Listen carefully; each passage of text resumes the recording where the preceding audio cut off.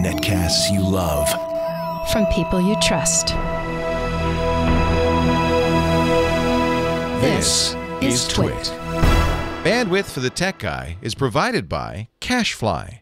CacheFly.com. Hi, this is Leo Laporte, and this is my Tech Guy podcast. This show originally aired on the Premier Networks on November 2nd, 2014, a Sunday, as it turns out.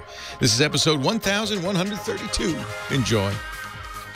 The Tech Guy podcast is brought to you by NatureBox. NatureBox ships great tasting snacks right to your door. You can start snacking smarter with wholesome, delicious treats like baked cheddar potato sticks. I'll take 2. To get your complimentary NatureBox sampler, visit naturebox.com/twit. That's naturebox.com/twit.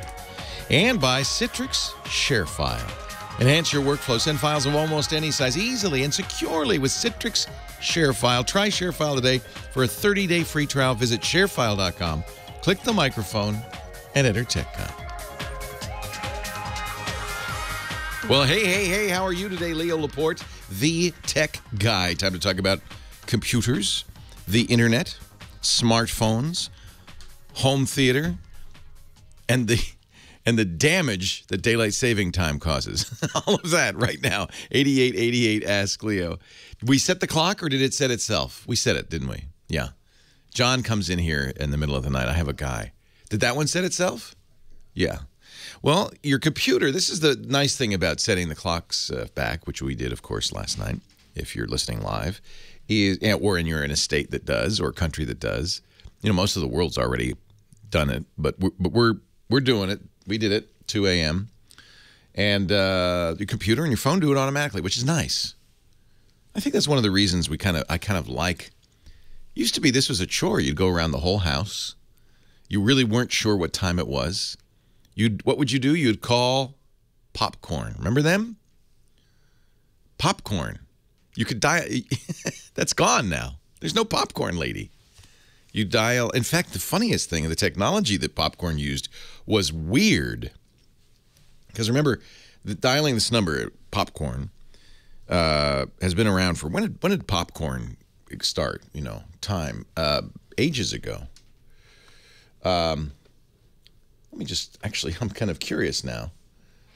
I'm sure Wikipedia has a whole thing on dialing Popcorn. But it wasn't a digital system because it predated computers of that kind. The Time Lady. Remember her? Let's call the Time Lady real quickly here. See if she's there. I'll just pick up the phone. Popcorn is what, 767, I think, right?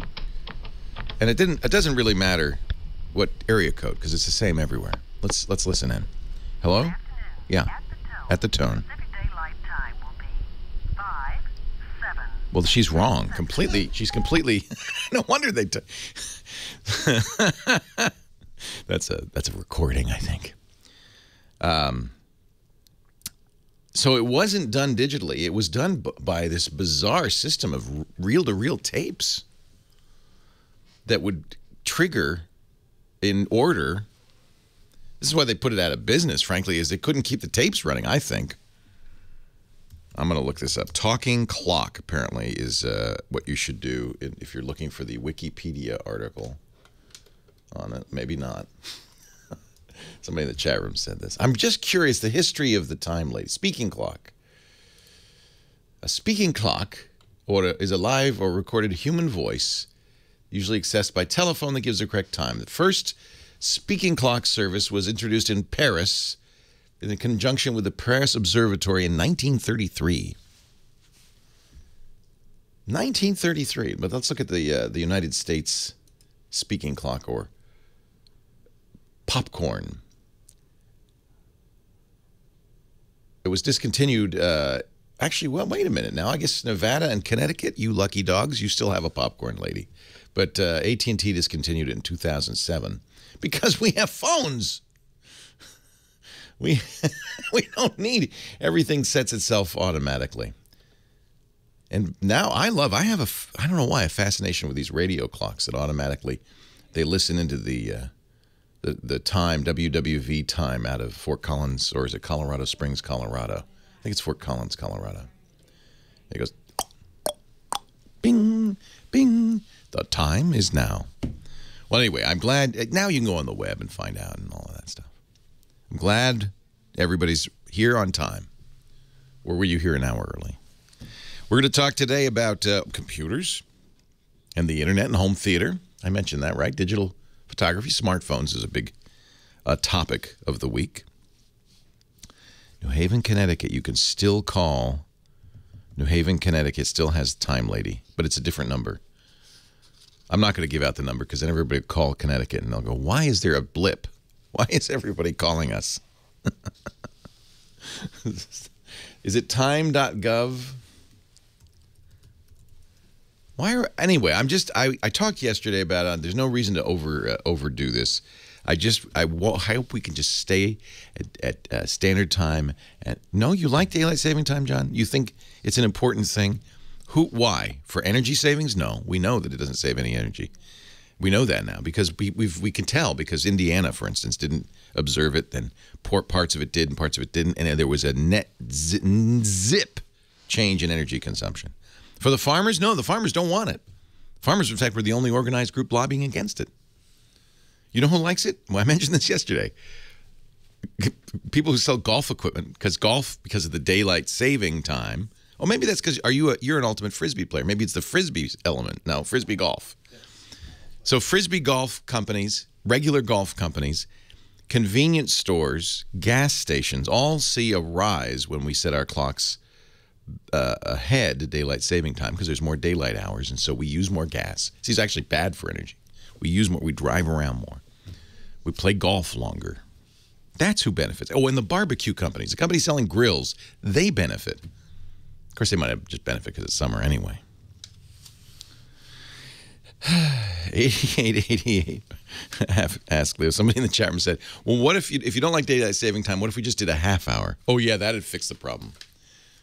We do know that in the spring, when we set our clock forward in the spring, the chance of heart attack on the Monday and Tuesday following goes up 10%. The chance of accidents goes way up because people are groggy. And then people miss the show, and that's the main reason. That's the main reason I don't like it. Let's see what happened this week. A New York Magazine woke up and discovered that podcasts are popular still. It's funny to watch this go in waves through the media. Somebody wrote this article a couple of months ago. I think it was the Washington Post, somebody. And then it's slowly been NPR's doing one, now New York Magazine. It's like there's this hive mind of journalists. They go, we've been doing podcasts steady, nonstop, making a living at it since 2005. The audience hasn't suddenly jumped. It never went down. It's always slowly growing. I don't understand. You know what it is? I don't either. Let's see. What else? Did you know, if you're watching a football game today, this is NFL Sunday, right? That the NFL puts NFC, or not NFC, RFID chips in the security, in the tag, inside the uniforms, not security, but inside the uniforms of NFL players as they play the game. They put so that they can, I guess, automatically monitor their position on the field. There's a location beacon embedded in each player's shoulder pad, and then they use a system that measures speed, acceleration, and distance in real time, as well as a half-second latency, with a margin of error less than 6 inches. Referee, I didn't know this. They have the sticks that measure the first down, the chain. They bring out the chains. Nah, not anymore. The referees in the first down measuring sticks are also equipped with RFID tags. In fact, the only thing that isn't is the ball, which seems to me the first thing you'd want to do. They are working on the ball, but it has to be. It would change the weight distribution to put something on the ball, so they have to kind of make a mesh or something inside the ball that would make it evenly distributed. Half the NFL stadiums are outfitted with sensor networks. It's kind of remarkable. And they don't even mention this, but they know exactly where everything is. In fact, pretty soon you wouldn't even have to have cameras on the field. You could just do a 3D simulation of everything, and everybody could stay home. Wouldn't technology? What a concept! That's what we talk about. Digital photography guru Chris Marquardt coming up in about an hour and 15 to review our assignments. Get your selfies in, and we'll take your calls right after this. Click. Yeah, that was this article about podcasting in the New York Magazine. Said, well, the only thing we could figure out is that people's commutes are getting longer. That must be why they listen to more podcasts. Oh well. Oh well. Leo Laporte, the tech guy. 8888 Ask Leo. We talk about tech each weekend at this time. I'm glad you're here, so we can help you or take your advice or just talk to you. 8888 Ask Leo is the number. 888-827-5536. And we also have a great website. I want you to remember this because I think sometimes you're driving and you feel pressure. Maybe you want to write something down. Oh, he mentioned something. I want to get that. You don't have to. You don't have to. Drive safely. Keep your hands on the wheel, your eyes on the road. Keep listening. And when you get home, go to techguylabs.com. That's the website. It's free. You don't have to sign up. It's wide open. Remember the internet? You used to just go places and you'd read stuff. techguylabs.com. It's like that. And we have every show there. We have the audio and video after the show so that you can go back, listen to a question, listen to my answer. We also, James DeRuvo, who just congratulations. James ran a 5K yesterday. Nicely done with his family. I think it's the New York City Marathon was this morning too, wasn't it? Yeah. Why do people like to run in November? It seems like it'd be cold and rainy. But anyway, techguylabs.com. James will be writing it all down, and then we polish it up. Josh Windish adds images and stuff. I don't know what he does. And then it's all available to you. So if you hear something, you can go to the website. This is episode 1132. You go to that episode. You go to hour 1, hour 2, hour 3, question 1, 2, 3, that like that. techguylabs.com. That's all you have to remember. Don't write that down. It's okay. I'll mention it again. Now, Heather Hammond, our phone ranger, is here. She is taking calls, lining them up so I can knock them down like duck pins. Which pin should I aim at first? Carlos is calling us today from Brooklyn, New York. I love Brooklyn. Yes. I love it. Hi, Carlos. Leo Laporte, the tech guy. Mr. President, how are you doing? I'm well. No need for ruffles and flourishes. Leo. Funny you mentioned running because lately I've been jogging a lot lately. Good. And it's nice and cold, so it's wonderful. Yeah, I think that's probably why they do these races in the fall, right? So it's a little crisp. You don't want it to be too hot. Yeah, you're not dying of sweat. Yeah. Okay, so my question is, you remember a week ago you said to ask the silly questions? Well, I have one. Okay, silly question from Carlos the Jogger. Okay, so I have the Moto 360, and I love it. And as I'm jogging, I use it to change my songs and whatnot. Problem is, my headphones are falling out all the time. Yeah. So I want to get a new pair of headphones. Yeah. I'm looking at the Bluebird, these Bluetooth headphones. Yeah. I was wondering if I can get a Bluetooth headphone and still use my Moto 360 to start my Runkeeper, change the song and all that, and they'll work at the same time. You can if you updated. They had a firmware update this week that allowed you to do that. So you'll notice if you updated now in the settings, and I think this is a general Android Wear improvement. Of course, there's no headphone jack on the Moto 360, but oddly enough, there's sufficient storage for some music. I don't know how much, probably not very much, but how much do you need? And if you go to the settings now, there's I wonder how this worked. I have to figure this out. Maybe it needs your phone, but if you go to the settings now. I'm not talking about pairing the watch to the headphones. I'm talking about having my watch paired to my phone and a pair of headphones paired to my phone as well. Oh, I see. Well, the phone will do that easily, yes. Oh, cool. So, yeah. It's always been a capability of phones to have multiple Bluetooth devices paired at the same time. That's not a problem. So I could use my Moto 360, change the songs on my headphones. Yeah. No problem. And now you can pair the watch to headphones if you wished. Oh, awesome. Do I have time for one more quick question? Sure. Okay.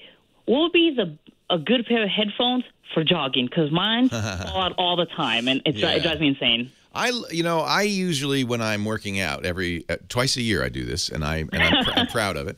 I will look for headphones that have the little over the ear clips instead of just sit in the ear like the Apple earbuds, because those fall off. You move too much, but over the ear clips help.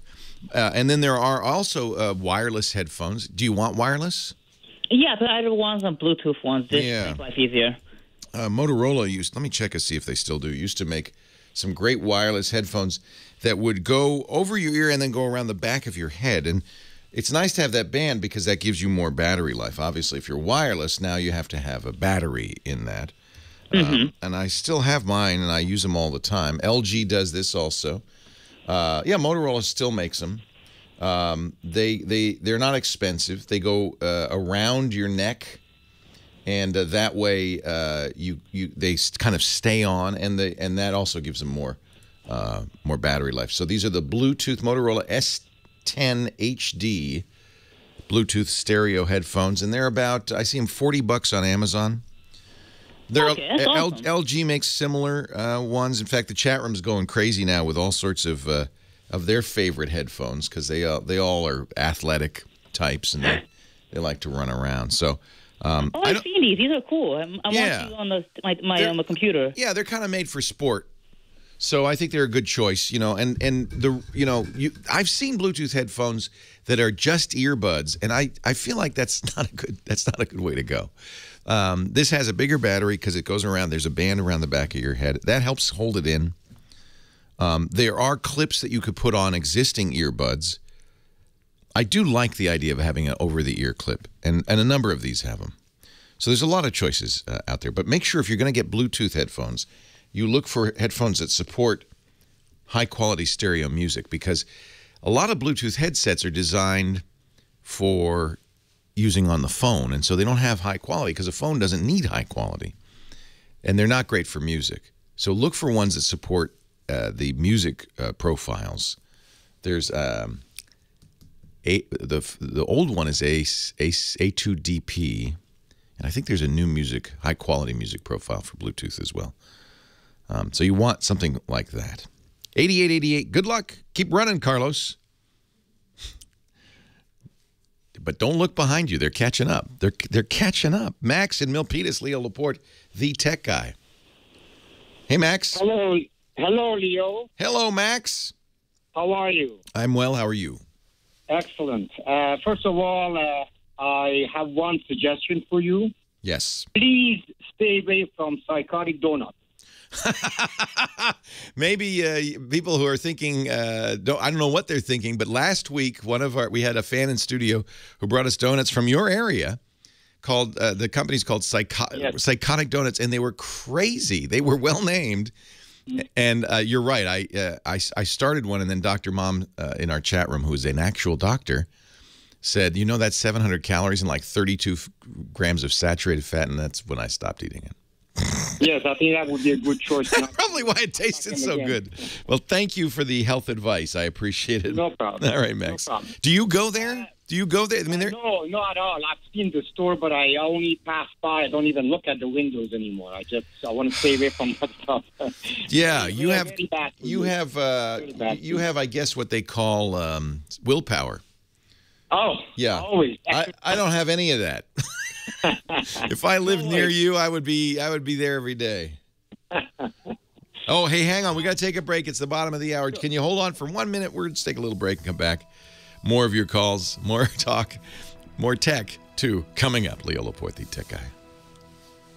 Clear. Psycho Donuts. Qu'est-ce que c'est? Fa. Oh, donuts. That's Cookie Monster. This is jelly-filled heart. Nice. I think that's what I had. Yeah, the zombie donut. That was fine. That was mighty fine. That was crazy. Wasn't that? Remember the serial killer one? This is called Feng Shui.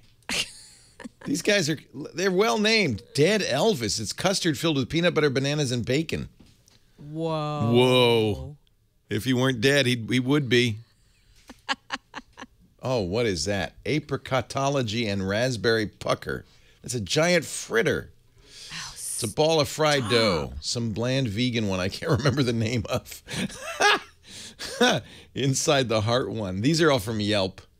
Inside the suicide squeeze. It's got custard, chocolate custard. Thank you, Abraham, for introducing me to this nightmarish. Yeah, thanks a lot.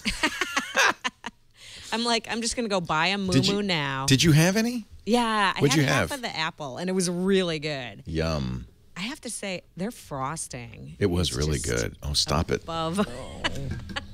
Oh. They super raise I have the bar. no willpower. Is that a condition? Like, is that some? I literally, if I have no willpower. Do we need to listen to willpower tapes? Subliminal. It feels like it might be a mental illness of some sort.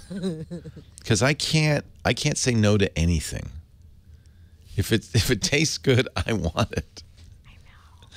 That's why I'm so Why fat. do so many things have to taste so good? I know. And I have lots of willpower when it comes to not exercising. I can not exercise for days. And then the willpower kicks in. The willpower kicks in.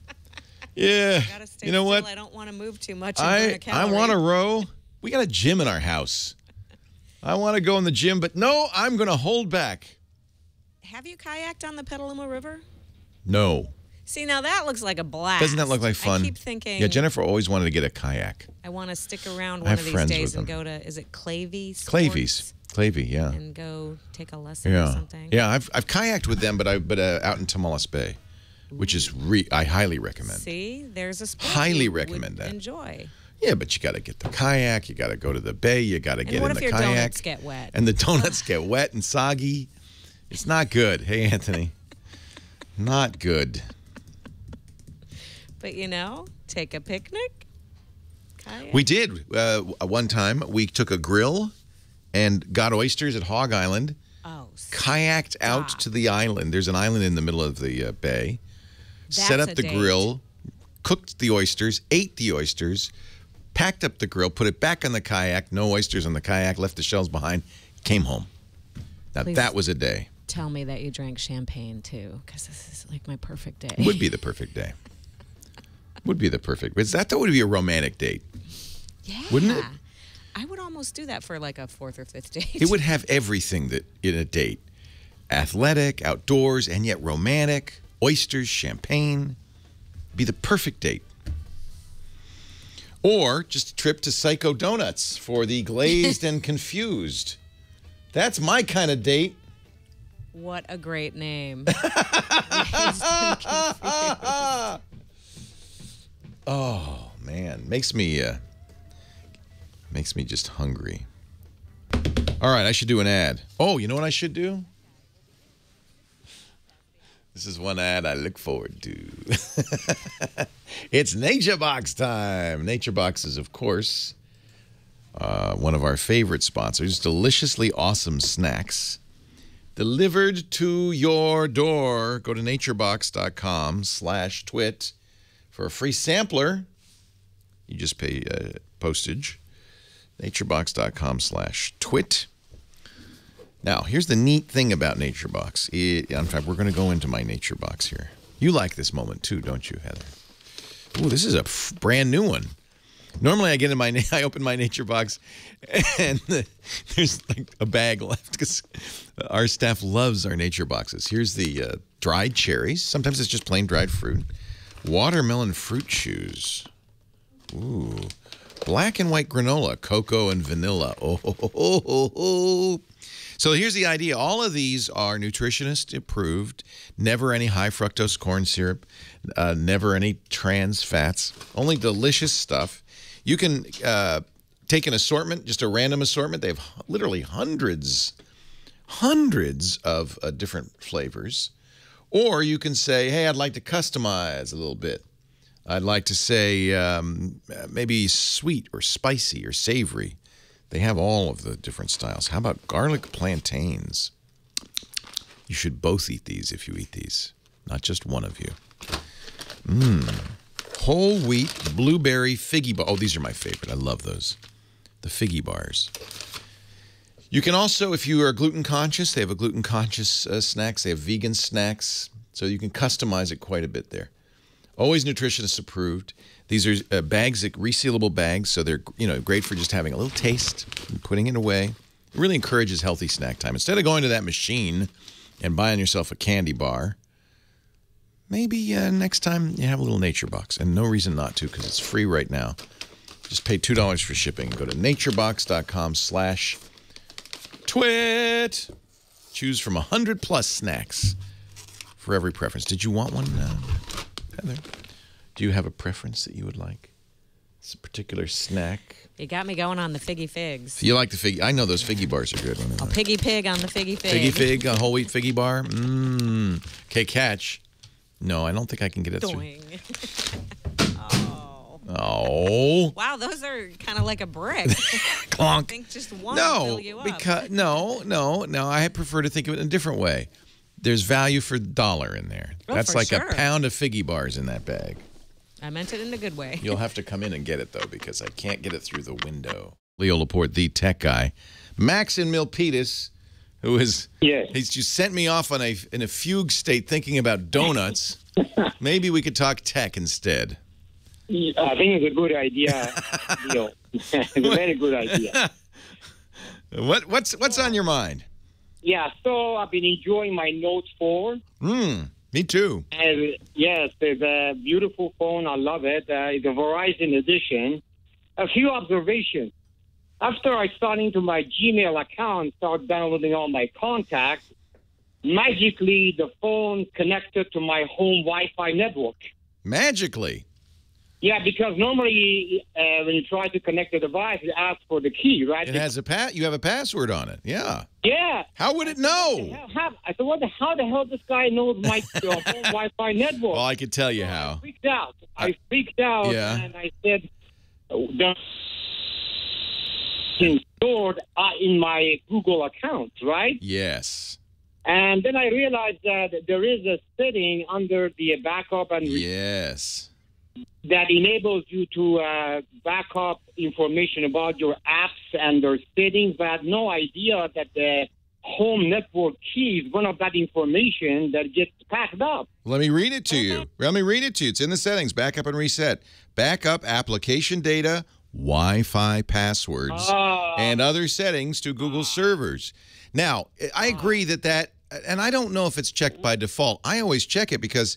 Well, I go through phones like crazy, so it's convenient for me just to log on a new Android phone in my Google account, and then it just downloads all my apps and populates all my settings, so I don't have to re-enter. Right. But you're right, Google is now we know something, though, and this is probably a good thing to point out. Google now knows your Wi-Fi password.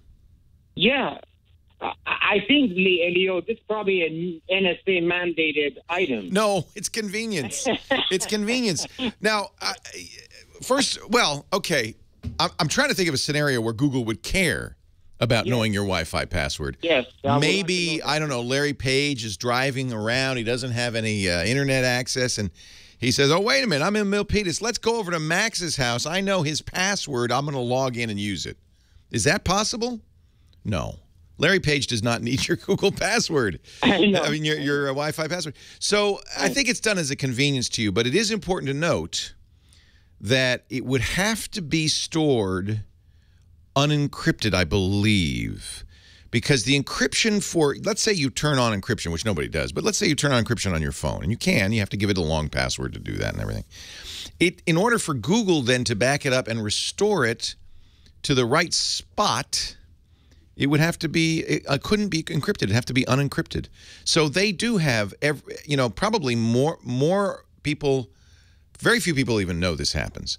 So probably most people are taking advantage of this great convenience, and now Google has a nice database of Wi-Fi passwords. I can't imagine what the nefarious goal of this would be. It's just convenience.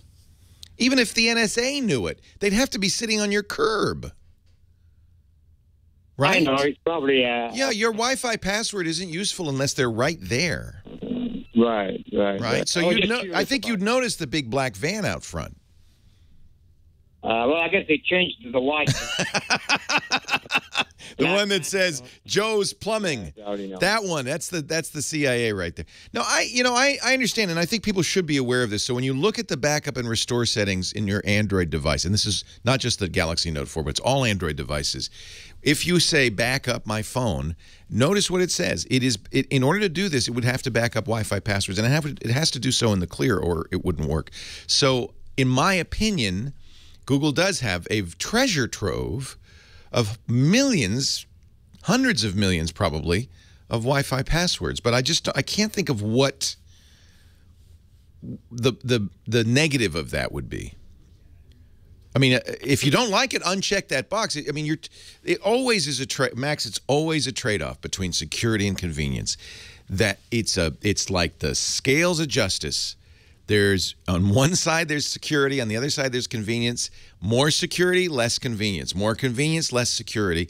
And it's a balancing act that every company has to make, and every user has to make. I mean, I think you've raised a really good point, and everybody should be aware of this. It's a convenience because if you get a new phone, you don't have to enter all these things again. But if you don't want Google to have that information, uncheck that box. And maybe Google should, I don't know, how would they tell you this?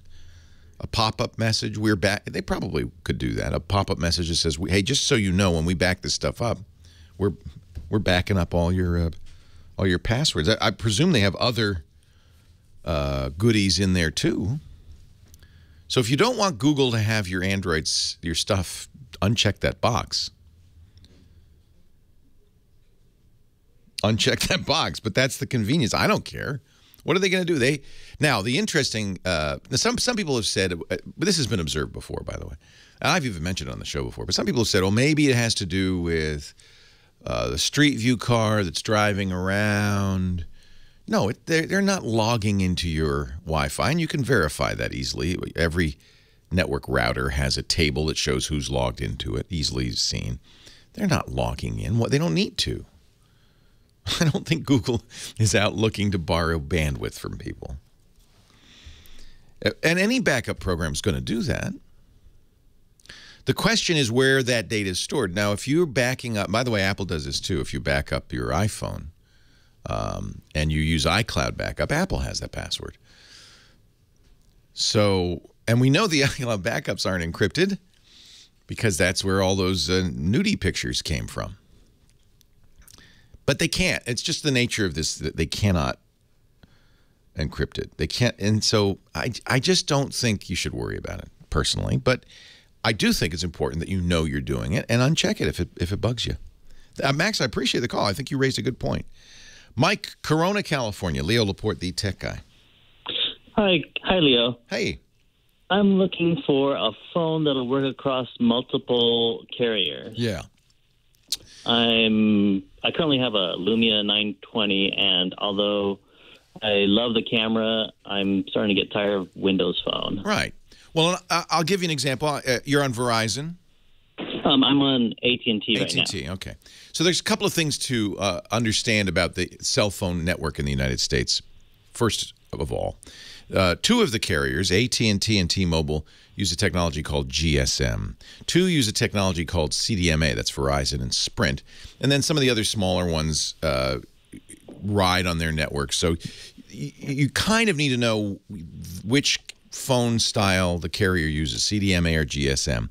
That's going to change. It is in the process of changing because they're all moving to LTE and, more importantly, voice over LTE. That means your calls will be transmitted as data. And in that case, they're all compatible. LTE supersedes GSM and CDMA. So if you get a modern phone, most all modern phones support voice over LTE. You don't have to worry. In fact, I'll give you an example. The iPhone 6 sold by Verizon has a SIM card in it for the LTE, and it will work on every network except Sprint, because I think Sprint has not yet made that move to VoLTE or VoLTE. But is that the same for the Galaxy Note 4 on Verizon? I believe so, because it's my understanding that Verizon made a deal with the FCC that they would not lock the SIM slots. So since we know the Note 4 supports voice over LTE, there will be on the Verizon version. This is my supposition. I haven't actually tried this because it just came out. It's my supposition that the Verizon version will have a SIM card and that you could take that out and put in a T-Mobile or an AT&T SIM card. It would work. I've verified that this does work with the iPhone 6. Now, there's another consideration when you get outside the U.S., which is that there are different radio frequencies used for these technologies in different countries. And no one phone supports everything, although the iPhone is probably the most complete. So an unlocked iPhone would probably work on every carrier. You don't have to buy it from Sprint, but I mean from Verizon, but that would work. If the phone does not have a SIM slot, then it's going to only work on a CDMA carrier. Okay. SIMs and GSM and SIMs and LTE are go together. Sprint's testing VoLTE, but they're slow. They're the slowest of the 4 big carriers to get there. Okay. So it's my opinion. I can verify you can use an iPhone 6 on everybody but Sprint in the U.S. Because I've done it. It's my opinion that you should be able to use a Note 4 on everybody but Sprint in the U.S. All right. I think I'll give that a go. Yeah, and you could stay with AT&T. You don't have to move to Verizon. Yeah, I was looking at going through T-Mobile's MVNO. I love T-Mobile, frankly. But the problem with T-Mobile, of course, their coverage map is a little light. So you have to, in my opinion, the way to choose a smartphone these days, start with the carrier. Who's best in the places you go, whether it's, in Corona or at work or at your home or if you travel, who's best where you go? Pick that as your carrier, and then you can always find a phone. I think you can always find a phone on that carrier that will work in the broadest variety of situations. Has to support the technologies, has to support the frequencies, but then it'll work. Leo Laporte, the tech guy. Clear. So I have a Note 4 on T-Mobile, so it does Peter BK. What it doesn't support, supposedly, is LTE on T-Mobile, and that may be the case, although it says 4G. But it doesn't really matter, because if it's only HSPA Plus, which is I guess maybe they're calling that 4G on this phone, even if it only supports that, it's 20 megabits. I'll show you the speed test here. It's 20 megabits down, so I'm pretty happy. Whatever magical technology it is or isn't supporting. I think one of the reasons T-Mobile has an advantage is because nobody's using them. So actually, this is about the slowest I've got in the area. 12.9 megabits down, 6.2 megabits up on the Note 4 on T-Mobile. You could turn on encryption in the iCloud backup, and then your Wi-Fi passwords won't work. That's right. You can turn on encryption. And what they'll tell you immediately is, okay, but then we won't, then certain stuff won't be memorized. I think that's the case. Actually, I should look. They won't remember passwords at all unless you do encrypt. The question is, and nobody's really sure of this, I don't have to ask Steve Gibson, what does encryption mean to Apple? Or anybody. People can say encrypted, and it's not clear, what does that exactly mean? Leo Laporte, the tech guy. 8888 asks Leo. Brian NW in our chat room says iCloud is encrypted in the cloud. So if you do use, and he's pointed me to the Apple article that says it is. So if you do use iCloud, as we were talking about the fact that Android will back up your settings on your phone, but they don't encrypt it on the Google servers. If you do this, apparently Apple will.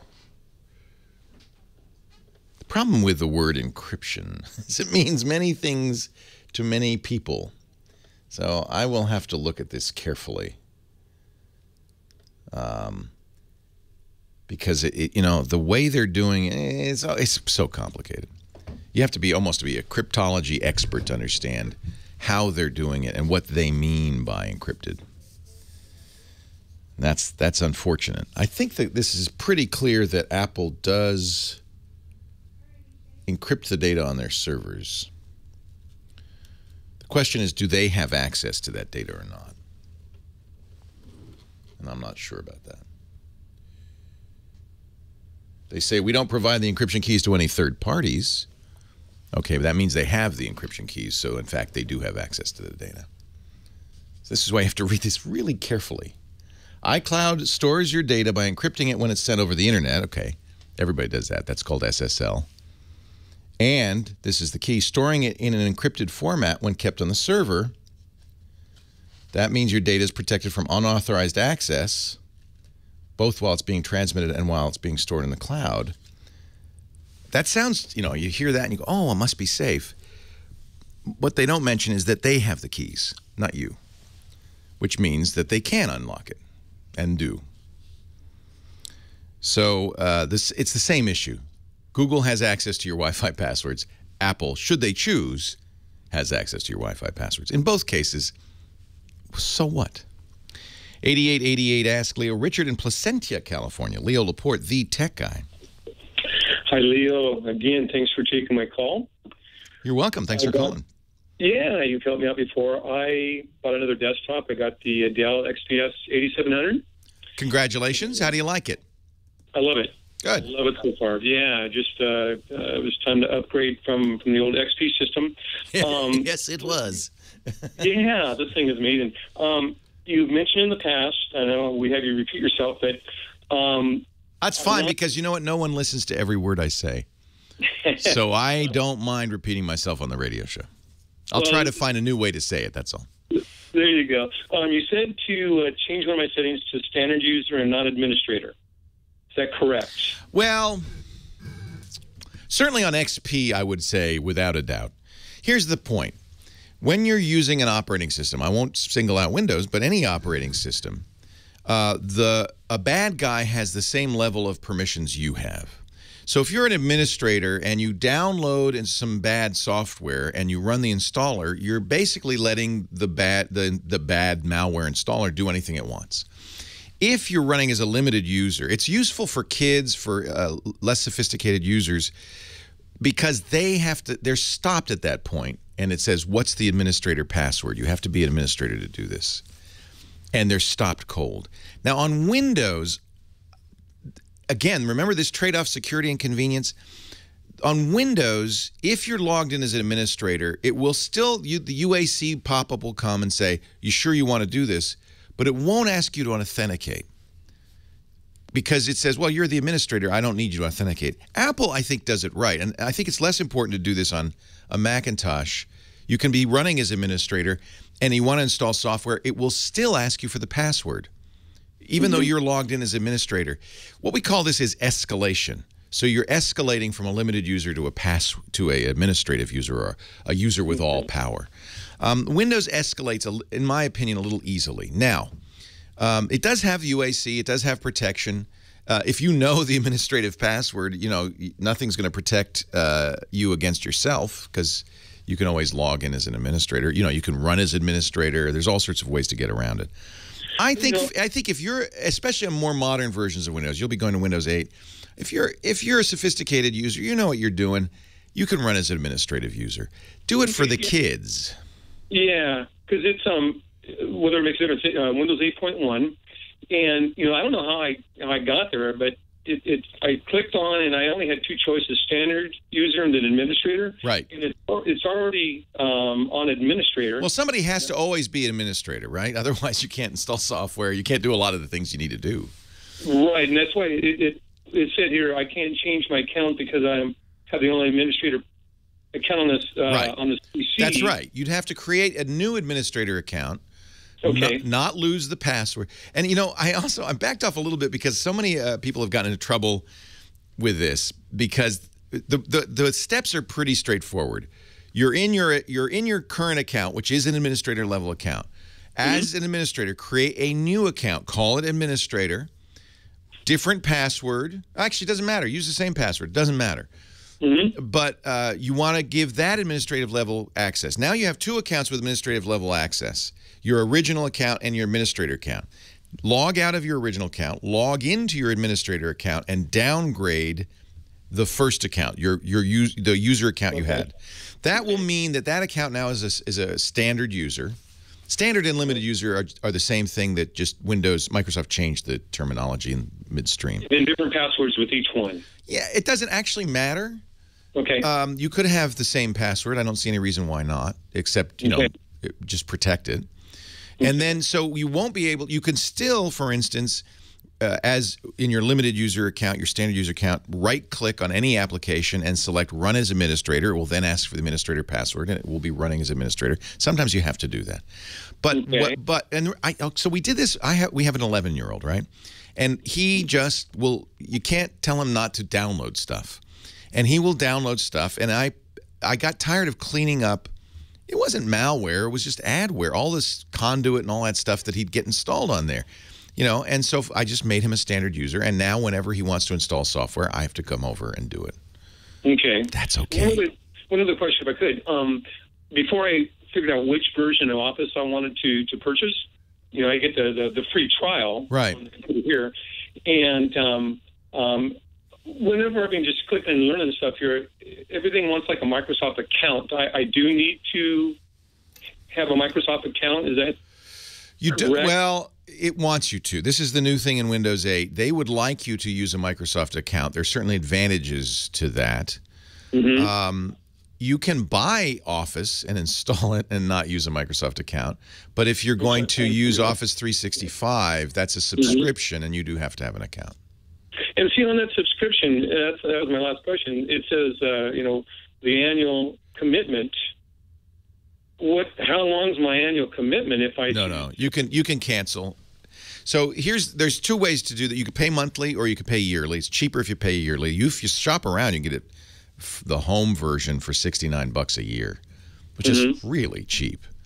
And you get a lot more benefits out of that. You know, there's all sorts. You get. In fact, I think one of the benefits, Microsoft's, I think, said that one of the benefits will be unlimited OneDrive storage, not a terabyte, not unlimited. For $70 a year, including Office. So I think it's a good deal. That's what I was thinking of going. Yeah, I think it's a good deal. But at the end of each year, you can say that's it. You won't be able to use Office anymore. Your documents won't go away. Okay. And in fact, you could at that point, if you could say, well, I'm going to download LibreOffice, which is an open source Office clone, and use that, and then you'd be able to open your documents and access them and so forth. Okay. Very good. Thank you very much. You're very welcome. I know it's confusing, not the least of which because Microsoft renamed Office 365. It used to be just their web-based version of the Offices. Now those are something else, and now Office 365 is a subscription version. They announced a business version first, then a home version. I subscribed because I wanted it. I got the business version. That's nice because you install 5 versions on any mix of Macs and PCs. You can use the OneDrive is unlimited. There's all sorts of nice features, but it's complicated. And so my suggestion is, if you can ask somebody, but it'd be better to go to the Microsoft. I'll find a page where it compares all the different things. Microsoft has to have one of those. They love doing that. A table, all the different versions of Office, what you get. Let me find that, and we'll put it in the show notes at techguylabs.com, and then you can see what you're getting when. Hey, thanks for the call. 8888 Ask Leo. I have to do that a lot. Explain what the computer companies really mean, because it's not obvious. Leo Laporte, the tech guy. Clear. Thank you. Compare Office versions. Why, here it is. That was easy.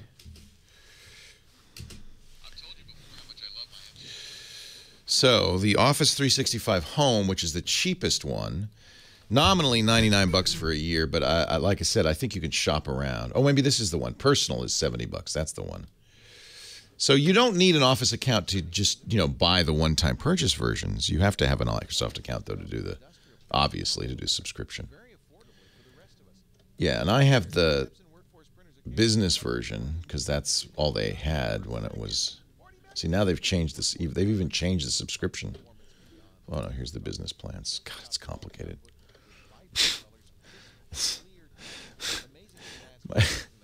Could you make it more complicated? I'll give you the link in the chat room here, James, and you can.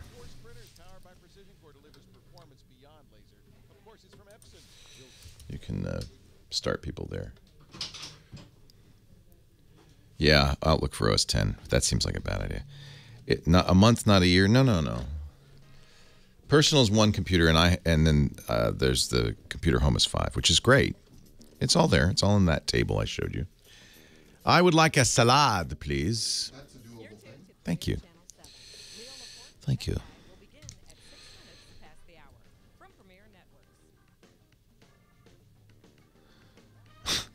That's true. For 50 years, it would be $6,000. You're absolutely right.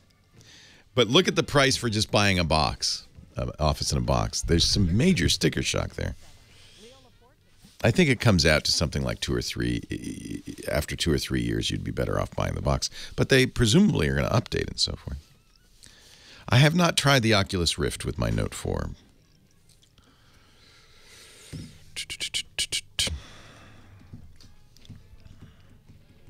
Yeah, we're happy about the Giants, Ken.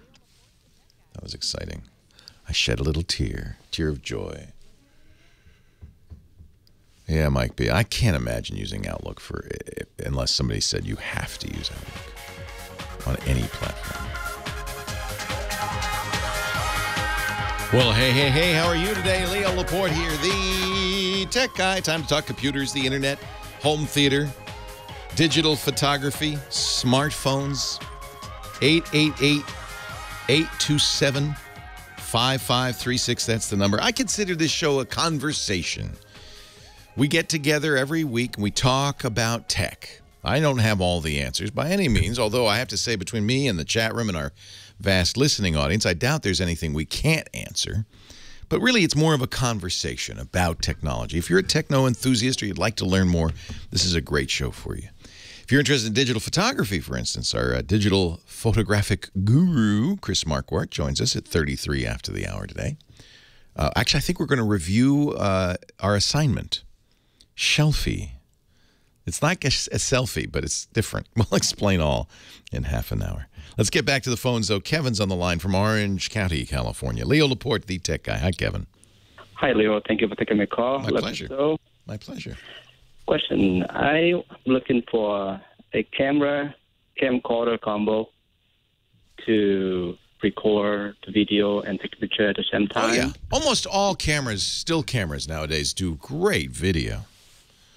Oh, can it take like far away, like 50 feet?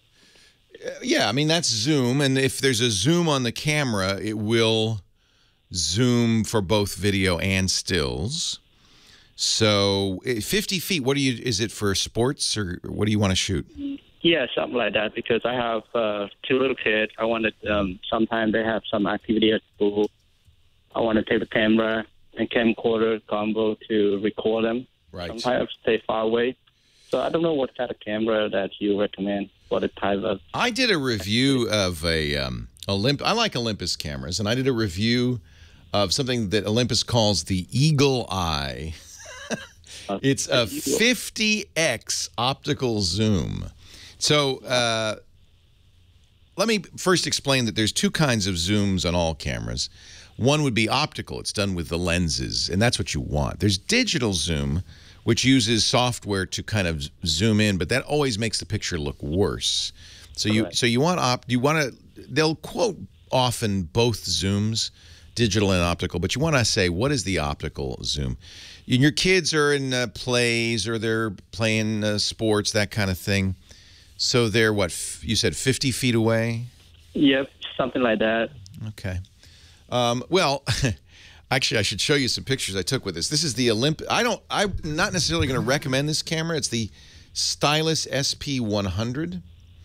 And it really, it does full HD video, 60p, 1080. It's about $400. There are other. It's not the greatest camera I've ever used, but it's not bad. And you can actually see some examples from my Flickr site if you go to flickr.com/Leoville. That's my site. I took this camera to a 49ers game, and we were sitting fairly high up in the stands, fairly far away. And I can show you the quality of the zoom was really kind of amazing. If you go to this site, you'll see, for instance, a picture from our unzoomed from our seat up in the stands, and there's a giant American flag. This is at the opening day for the new stadium in Santa Clara. And there's a giant flag and a little tiny singer, and then I zoom in on the singer, and he's full size, and that shows you the capability. Now, the problem with a zoom like that, well, A, you sacrifice a little optical quality, but B, it's very hard to hold it still. So bring a little tripod if you're going to be shooting a school play from way far away. On the other hand, it's amazing, I was at one end of the field. I was shooting all the way to the other end zone and able to get full-size shots from there and pretty good quality. So if what you want is a massive zoom, go look at my Flickr site and you can see the quality of the images and the kind of zoom you're going to get. But almost all cameras will do at least 4 to 5x, and that's for a lot of things that's sufficient. Remember, the other thing, this is broad daylight. The other thing that when you have that kind of zoom, if it's a school play, for instance, it might be too dark. Might be too dark, but you can do video with this zoom. In fact, almost any still camera now will do video. This is not the most compact camera. This is the Olympus S100. I like if you want something you could put in your front pocket, something pocketable. Canon makes these little ELPH cameras that are great. The S110 is an amazing camera, excellent video, not as extreme as zoom. 50x is extreme. That's something like, for photographers who use lenses, I think that's something like 500 millimeters. It's a long lens. All right. Can I ask you another question? Sure. I have a Windows 8.1. I know that Windows has security on it. Do I need to install not 32? No, you don't. It comes with an they call it Defender. Microsoft puts an antivirus now on Windows. Windows 8 was the first version of Windows that came with an antivirus. And in my opinion, it's sufficient. All right. All right? Great. Thank you, Bill. Thank you for the call. Because remember, the most important thing in terms of protecting yourself is your behavior, not the antivirus. The antivirus will pick up something that once you've, infected yourself, but that's not necessarily a great thing. Sometimes an antivirus will stop you from doing something dangerous.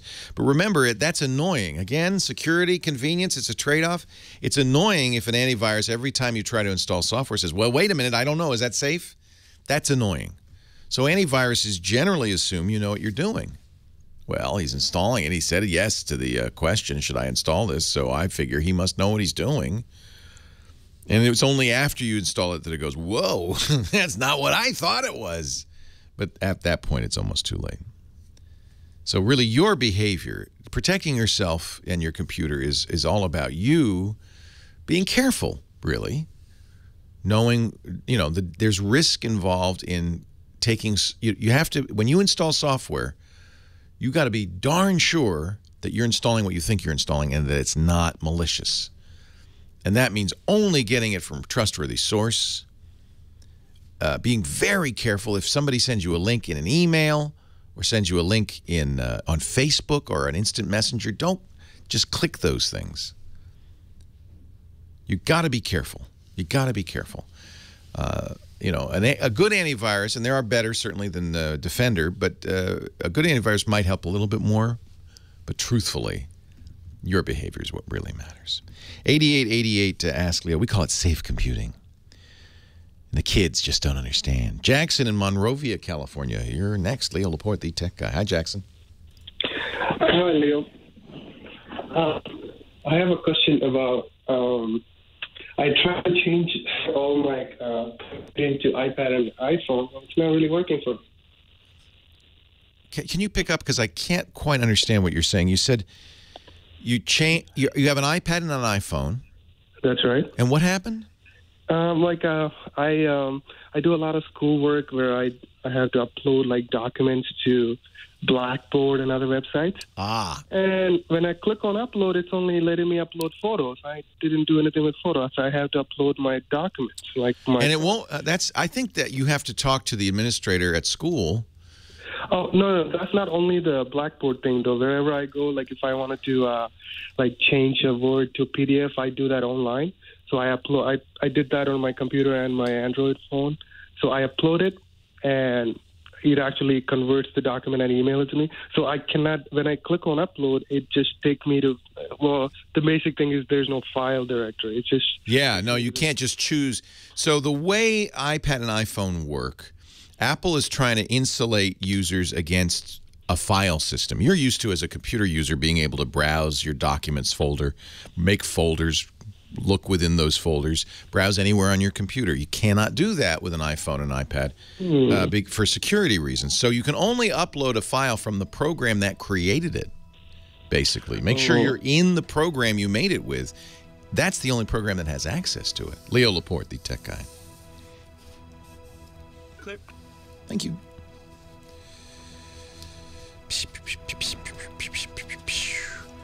I changed to the art runtime from the Dalvik runtime on the Note. And everything seems to work except S-Health. Oops, I took it off. So I guess I need to disable that. Oh, thank you, sir. You're a gentleman in a squalor. On daylight saving time. S-Health just will not run. So can I just disable it? How do I, maybe, oh yeah, app info. Force stop. Turn off, right? Turning off a built-in app may cause problems with other apps. Your data will also be deleted. Goodbye. The application will be replaced with the factory version. Okay. What do I care? All right. Can't uninstall it. It just looks like you're uninstalling it. That's the main reason why I like Google Nexus.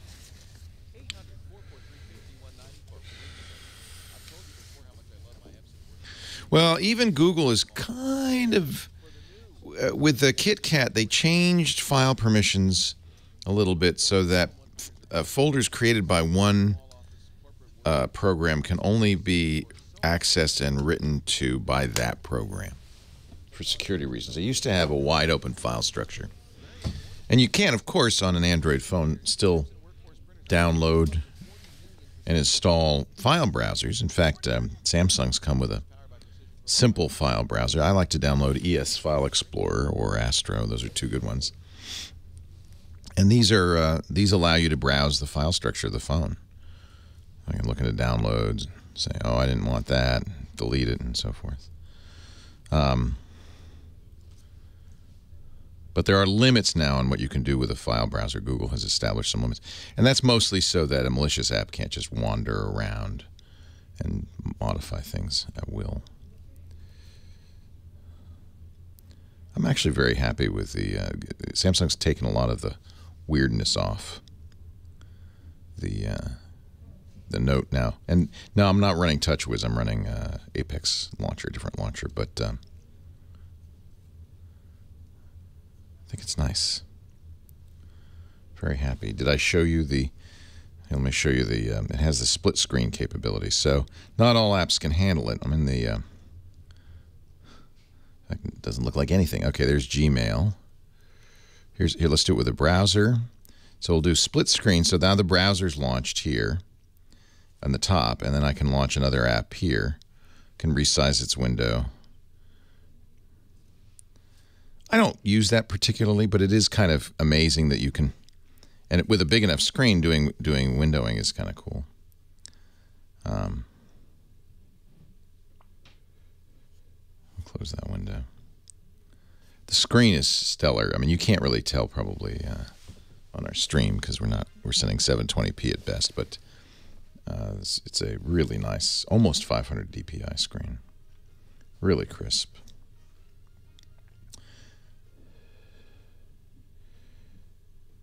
This is the smartphone I use all the time right now. I was going to replace it with the Nexus 6 until I found I couldn't get one. They sold out in 20 seconds. But I don't mind. This is actually pretty good. And the S Pen is, works well. It's kind of cool. You can use the S Pen, for instance, to do a screenshot, to do selection. And of course, it has a little, has the note-taking capability, which is cool. Various forms.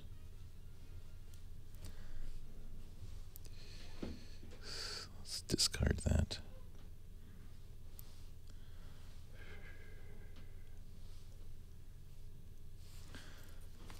But mostly I just like the size and it's a nice phone. Good battery life. I love being able to do this. Popping the battery out. Yeah, I use Inbox full-time now. Love it. Our show today brought to you by my good buddies at Citrix. And they are good buddies at this point. They have saved my life with the radio stations with their program Citrix ShareFile. Do you know about ShareFile? I've told you I think about ShareFile. It's the program I use to get ads and various audio down to Nathan in Premiere, but also to radio stations all over the country. ShareFile is a great solution and much better than attaching a file to email. And I think that's how a lot of people in business still do it. They use email attachments. But what do you hear me say all the time? Don't use email attachments. First of all, you shouldn't open them because frequently they contain, malware. That's the #1 way malware gets spread. So that's problem number one. Problem number two, of course, is that it's not private. Anything sent through the email is visible to every server along the way. It's just not secure. And finally, there's a problem with bounce back. Nowadays, when we're sending business files, we're sending spreadsheets and PowerPoint presentations, PDFs. They can get big, too big for many email boxes. And sometimes you'll see that it bounced back, but sometimes you won't. That's no way to run a business. That's why I want you to try ShareFile. ShareFile solves this problem. It's used by 99% of the Fortune 500. And that tells you something.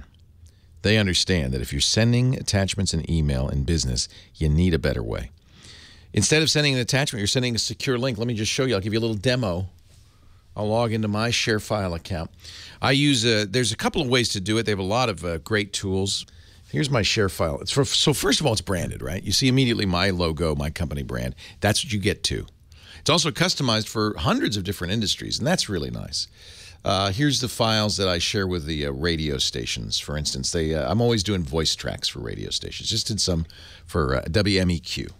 So what I'll do is I run the synchronization program on my Mac. They have PC and Mac synchronization that allows you to have a ShareFile folder and automatically sync that folder. And it can be any folder or folders on your hard drive.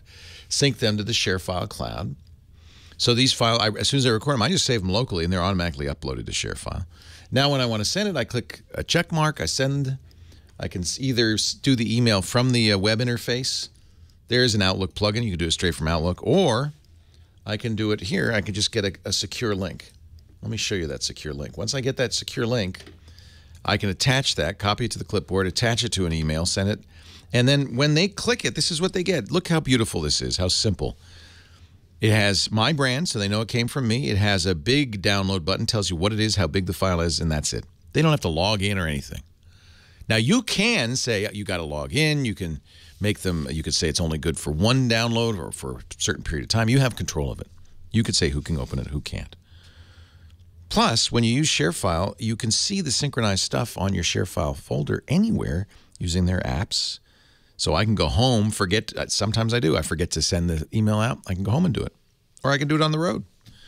Look, we got a 30-day free trial right now at sharefile.com. Visit sharefile.com.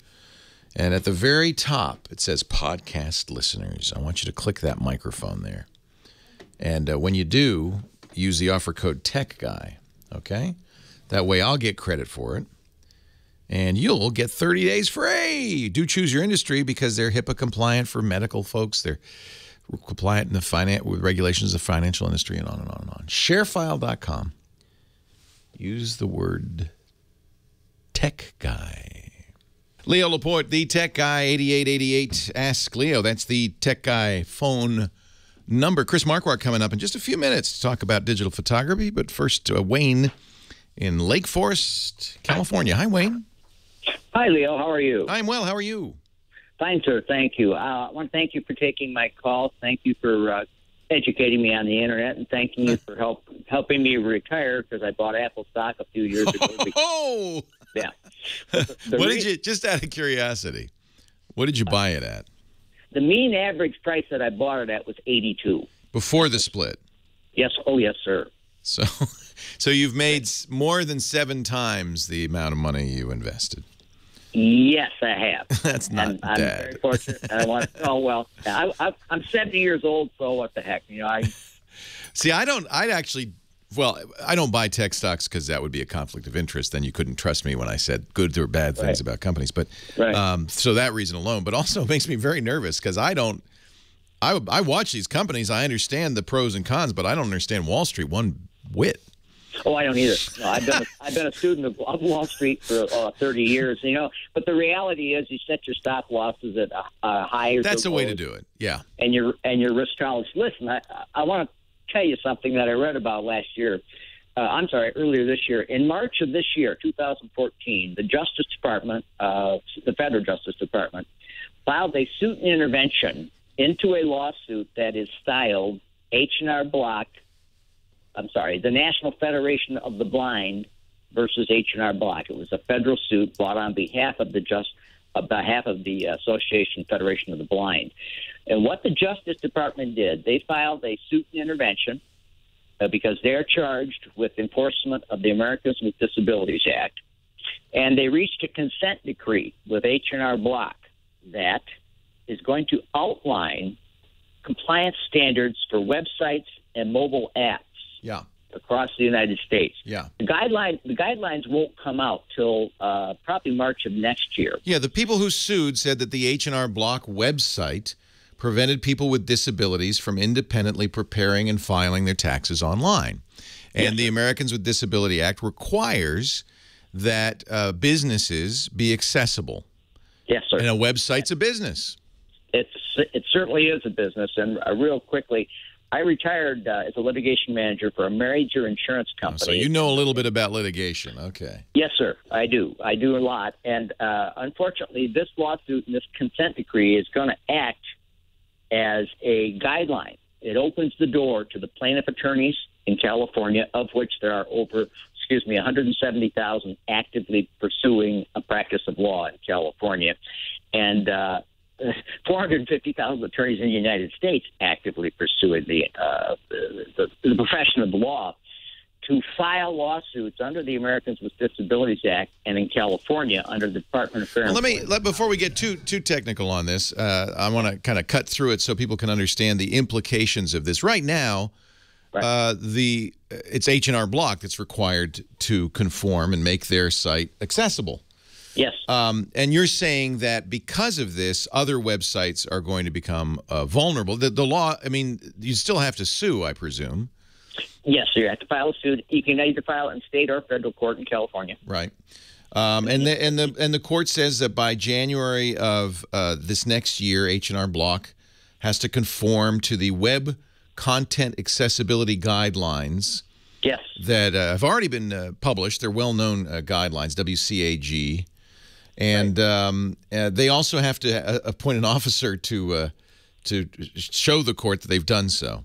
Do you think, now, what does this mean from the point of view of any other website? What kinds of changes would a website have to make to be in compliance? In general, captions, text alterations, audio descriptions, et cetera,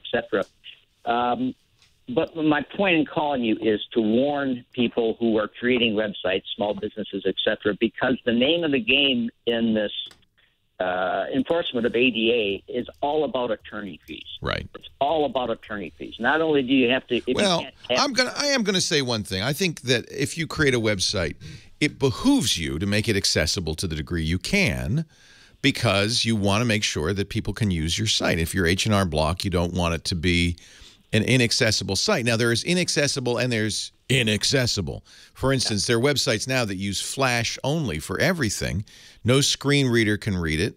No blind person can use it because it's just a blank, dark hole for them. Right. It's not prudent for a company that's making a website that they want people to use to do that. On the other hand, there may be, and this has always been the problem with the ADA. Small businesses have always complained, I can't put in ramps. I can't make my business accessible. But they are kind of required to, aren't they? Yes, sir. They are required to, or they can be forced under the ADA to close. That's literally. why the ADA exists, to make the world an accessible place, and I'm for that. I am too. I am too. And I spoke too harshly, I'm sorry, when I said it's all about attorney fees, because I was on the defense side for 30 years looking So at the attorney. You're aware of how much they're getting. Oh, heaven. But I do also think there's a very legitimate complaint on the part of people with disabilities. They want to be able to live life, and to the degree that it's possible for a business to make itself accessible, it's in the business's interests as well as in the interests of its customers to do so. Of course, it can be a burden, and I guess that's the question: is what are websites? For instance, it would be a huge burden for my website to have automatic audio of everything. But on the other hand, most people, blind people, use screen readers, and we make sure that there's text for everything on our site, and I consider that appropriate. I agree, and I'm cynical from the standpoint of being in the defense industry, just a little bit. You know, there are for anybody who has a website, there are website accessibility checkers. Used to be a great one called Bobby that is no longer online. But if you search for website accessibility checkers, or you look up this ACAG, you can see what the requirements are. And I think it's appropriate to try to make your website accessible. That's just good business. It's just good sense. And in the case of web design, it isn't particularly costly to do so.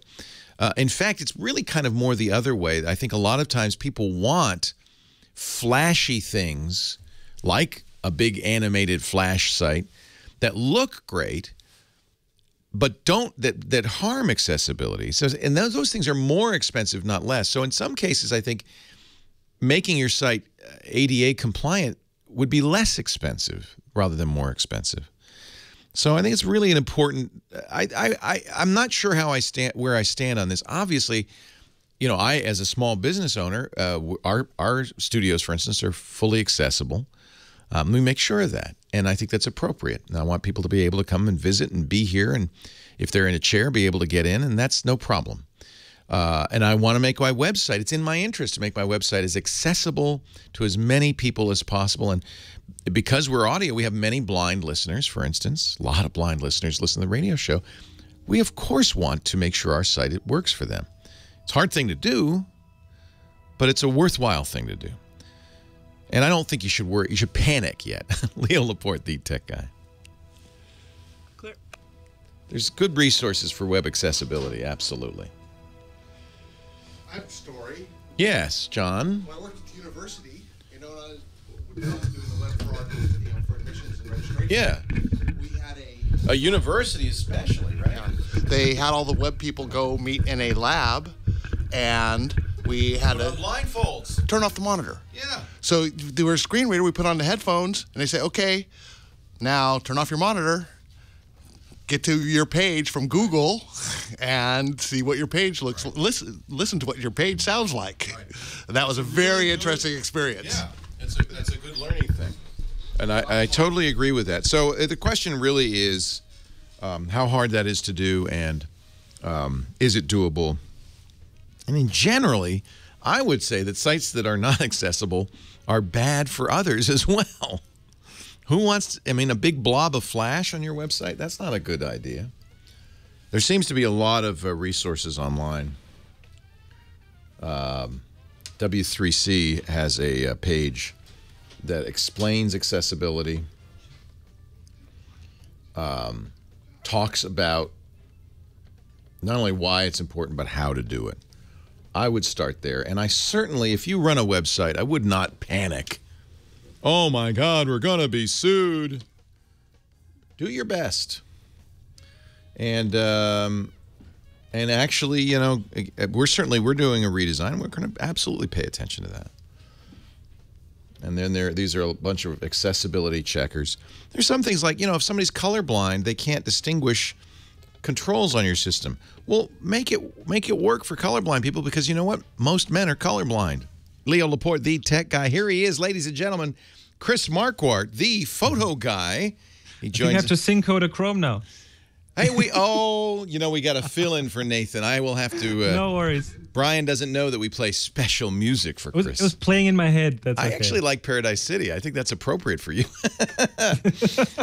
You're our very own Axl Rose with It's Time for a Photo Route. There we go. No, it's okay, Brian. It's okay. I look back at all those bright colors, Kodachrome.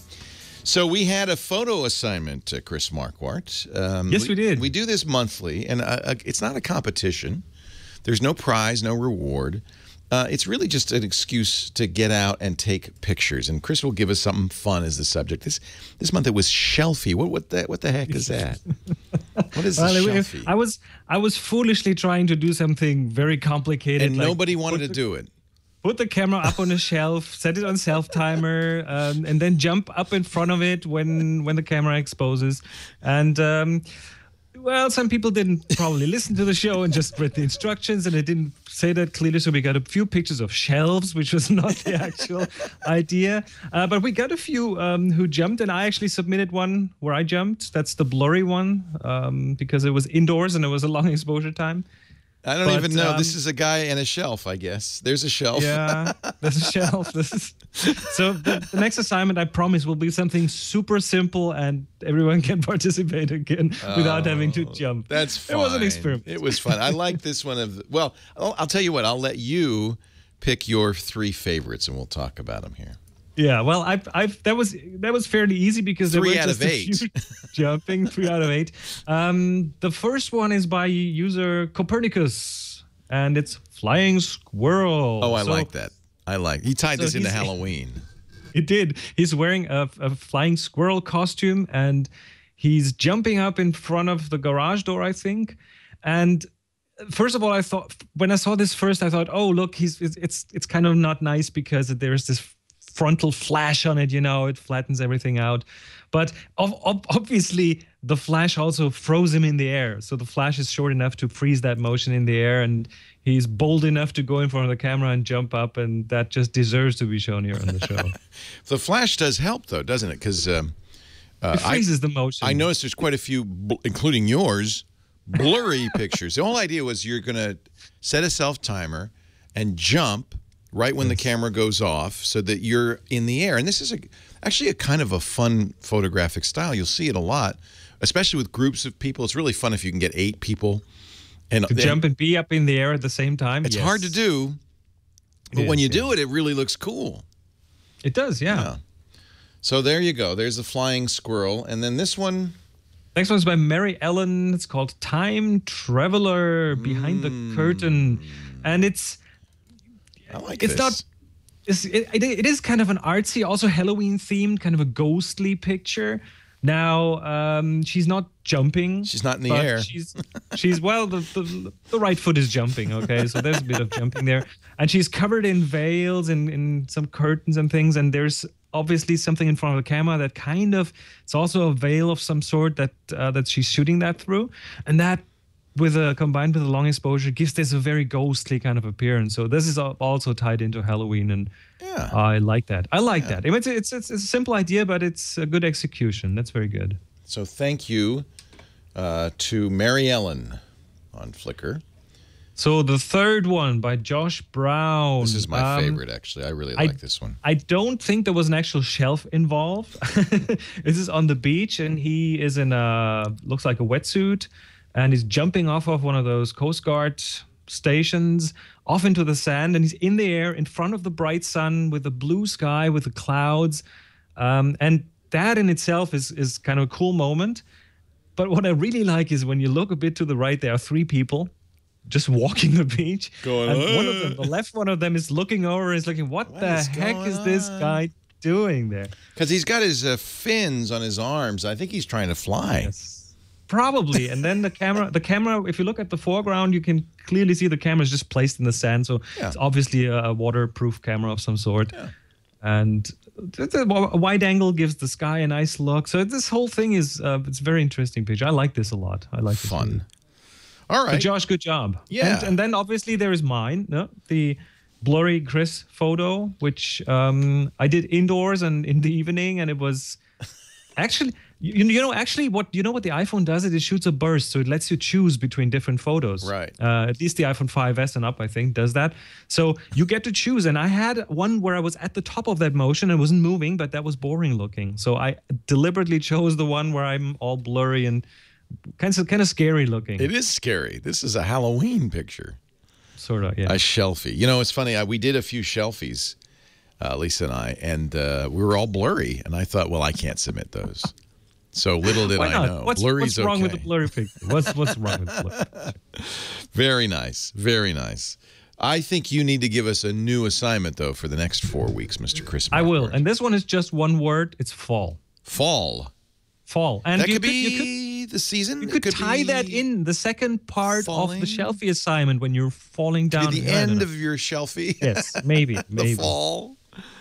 I love it. Chris Marquardt is a professional photographer. He works in Germany, actually, and does a great podcast called Tips from the Top Floor. It's in English. Highly recommended. I think you do a German version as well. And his, there's a German. Yeah, and his Discover Lightroom workshop is really good. I should have mentioned yesterday somebody was asking about moving from Aperture because Apple has discontinued Aperture, and Lightroom is the best remaining choice. DiscoverLightroom.com. Great training and get you started in using Lightroom. He also does workshops and a whole lot more, and you'll find those at Discover the Top Floor. Discover seems to be your word. DiscoverTheTopFloor.com. Chris, we had a caller earlier looking for a camera. Oh, was that the digital zoom question? Yeah, that could do video, high-quality video, but also stills. And he wanted zoom. Now, I did mention that I'd used this 50x zoom camera from Olympus and got great shots, but it's hard to use 50x zoom. Yeah, you will need a tripod. You need to have something to set the camera on, maybe a little wall or a little tripod with you. Or otherwise that's... if you're outdoors and there's a lot of light, you could set the shutter speed really high, which is what I ended up doing at the football game. Because that'll freeze any motion. You mean short, yeah, very short. Yeah, high number, short shutter. Yeah, like 1/500th or something, 1/1000th, yeah. And that really, that actually worked without it. Because I took them all handheld. Well, and modern cameras they have to compensate. If you go very short shutter speeds, you might have to crank up the ISO, and modern cameras can do this quite well without introducing too much noise in the picture and too many artifacts. So I do know that some cameras, and it's appearing more in phones like the iPhone 6 Plus and this Galaxy Note 4 have what's called OIS, optical image stabilization. There's some sort of physical mechanism that reduces shaking. Does that work? There's a lens in there that is actually moved by electromagnetic force. So there's a gyroscope that measures how you move the camera, and then a lens inside this system of lenses in front of the sensor is being moved to counter that motion, and that is quite effective. How well does that work? It works. Well, it does work reasonably well. In bigger DSLRs, you get like 16 times the amount of light without camera shake. With an iPhone, it's still a very decent amount of stabilization that you get there. There you go. Our professional photographer, always a font of knowledge. Chris Marquardt, DiscoverLightroom.com. And don't forget to take your picture of fall and upload it to our Flickr group. Leo Laporte, the tech guy. Awesome.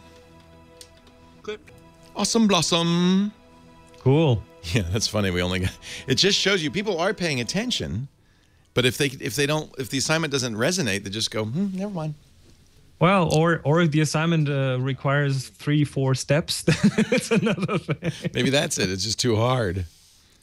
No, I mean, in fact, the people who submitted shelf pictures did probably not listen to the show. I love that. There were like 4 pictures of shelves. I did modify the description last week, but I guess yeah, this doesn't matter. Next one will be different again. It was an experiment. No, it was still fun though. It was still fun though. I saw you jump in the studio a couple of weeks ago, and that was worth it. That was worth it. Just to see you jump. I should show. I think I still have the pictures. I don't think I deleted them, but they were really. I mean, they were unusably blurry. Because it was a camera phone and you couldn't change the shutter speed. So I did mine, and I deliberately chose the blurry one because all the others looked like I was just standing there. It didn't really work well. I see. I have to. Google Plus did not pick this as one of its highlights. I have to do all photos. I wonder why. I'm just opening these up here. Let's see if I can find them. Yeah, because I did. So it was about a month ago. Because I think I did it that day. We did it.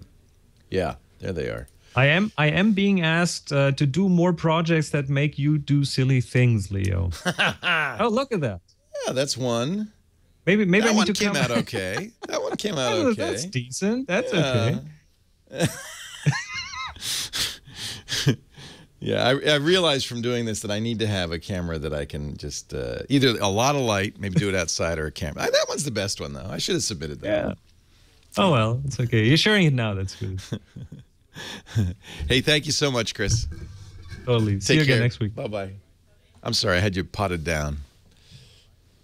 Did you speak? Oh, I just said that's cute. Yeah. Mine was okay, too. I did it right here. Where is yours? Did you ever put it anywhere? You didn't upload it. I didn't. What an idiot. I forgot. You took it, but you did not upload it. All right, so well, let's do one for fall. I don't know what that Should would be. Falling down the stairs. Yeah. Falling. I'm falling in love again. What am I to do? Leo Laporte, the tech guy. Mark is next. He's in Chatsworth, California. Hi, Mark. Leo Laporte here. Hi, Leo. Whoa. I'm great. How are you? I'm doing very well, thank you. What can I do for you? I have a Dell desktop that I purchased with Windows 8 on it and very promptly downgraded to Windows 7. Okay. And installed all the drivers, and everything except for one feature works perfect. And that's the USB 3.0 ports that are on there. Uh-oh. When I install the drivers, everything seems to work fine. I plug in my external hard drive to the computer. Everything works fine. If I do a restart on the computer, it does not recognize the hard drive when it comes back on. When does it recognize it? If I do a shutdown and then turn the computer back on. You turn it off fully, in other words. If I fully turn it off and then turn it back on, it'll recognize the hard drive. So it's the waking from sleep that causes you to lose the hard drive. Right. Seems to me this is and it's a Dell. It's a Dell Inspiron. It's about 6 months old or so. Yeah. And I've used the drivers that they are suggesting with Windows 7. And it seems like the only way that I can get it to work 100% of the time is if I completely uninstall the drivers. Did Windows did Windows 7 not have USB 3 drivers built in? It did not recognize it. Interesting.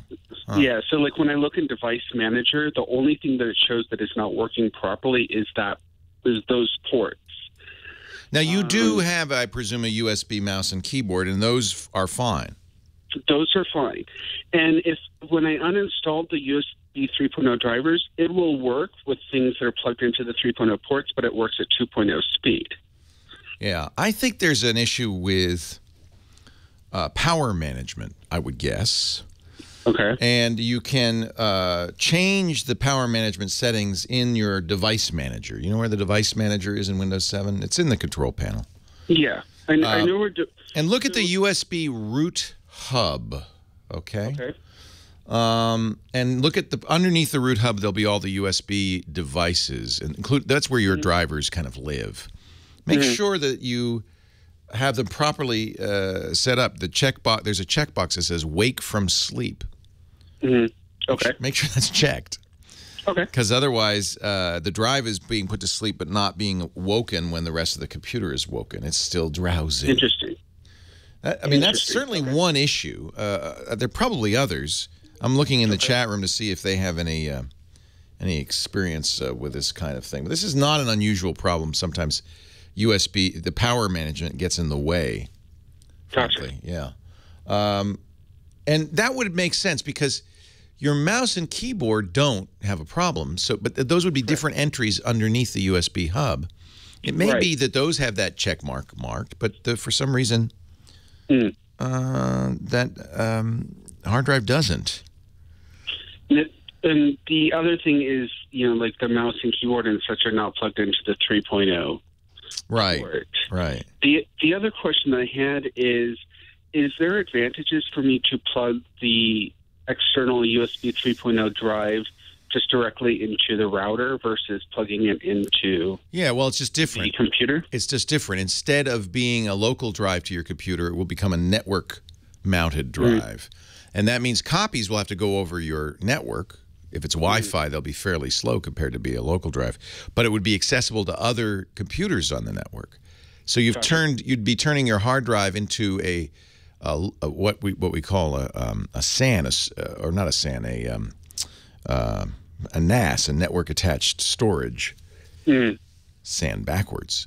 And the network attached storage has the advantage of being visible to all computers on the system. The disadvantage of it's a little bit slower. You're copying it over the network.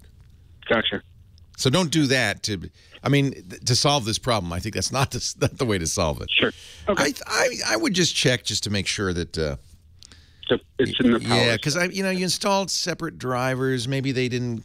I don't know. Maybe the USB 3 drivers by default were not set to wake from sleep. The fact that they come up when you reboot, that tells me they're working. Right, and it's only on the restart or it coming back from sleep that it wasn't, which was really weird. Yeah, it's a sleep problem. Sleep is always problematic with computers. Yeah, computers hate to sleep. They want to stay awake. I do too. Yeah, right. They're like kids. I don't want to go to sleep. All right, Mark. Good luck. Thank you. I appreciate the call. Let's travel to Roland Heights, California. That's where Art lives, and he's got a question for us. Hi, Art. Hi, Leo. Thanks for taking my call. Thanks for calling. I'd like to convert my Hi8 video DVDs to video cassettes to DVD. Yeah, they're analog. Hi8 is analog. There was a hybrid Hi8 format that was digital, but in either case, you obviously need do you have the original camera? I do. So you can use that for playback. You could do this yourself, and of course, there's service bureaus that will do it for you. If you didn't have the camera, or the camera wasn't reliable, you didn't want to take the time, you just send them the tapes and they send you back a DVD, but you pay a price. So let's assume you don't want to do that. You hook up what you're going to need is what's called a video capture card. Your camera is going to play back the tapes, and you need to somehow get that data into your computer, save it on the hard drive so you can burn a DVD. Okay. That process is an analog to digital conversion process, because the tapes are playing back as if they think they're playing to a TV. They're playing back and they're giving you an analog signal. I think most Hi8 players were using a composite signal. Maybe you're lucky you got a component signal coming out. Either way, that's analog. So you need an analog to digital converter. Sometimes it's called a video capture device. Okay. And now the best ones, unfortunately, are higher. They're either internal or they're FireWire. You need a high-speed connection because the data is rich. There's a lot of data. The cheaper ones are all USB, and what that means is in order for them to work, they have to take the video, compress it internally before they send it over the USB port. And that's not completely desirable. I usually use stuff from Pinnacle Systems. I wonder, you know what, if they have a USB 3 solution now, that may be that would be as good as a FireWire solution. Actually, I'm sorry, it's Grass Valley now. It's the ADVC. That's the analog to digital video converter. Okay. And I've used these for years from Grass Valley. They have a variety of choices depending on how much you want to pay. Let me just see now if they've got them in USB 3, because that would be a great solution. I have a MacBook Pro with FireWire. Perfect. Does that work? Yeah. Okay. So get the FireWire ones. That's fast enough. Okay, good. So that's an excellent one, ADVC. I love that. From Grass Valley, which has been known for years as a video company. My recommendation. It's what we use. Leo Laporte, the tech guy. Clear. Mars Worm, you can get, of course you can get 1080p, but what you're not seeing is that device, in order to get it over USB 2, had to highly compress it. Because you cannot get real 1080p uncompressed or less compressed good quality video over USB. It's just not fast enough.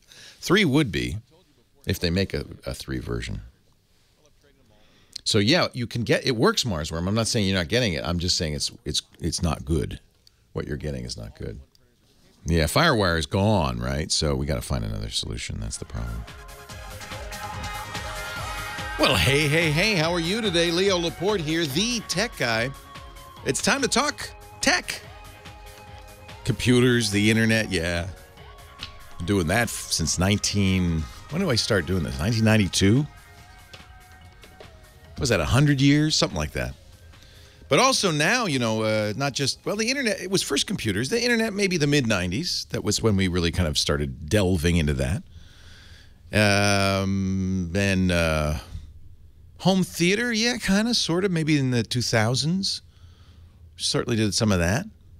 Really, smartphones took off, about 7 years ago. And now, that's all anybody can talk about. Because that's the computer in your pocket, your smartphone. Any of that stuff.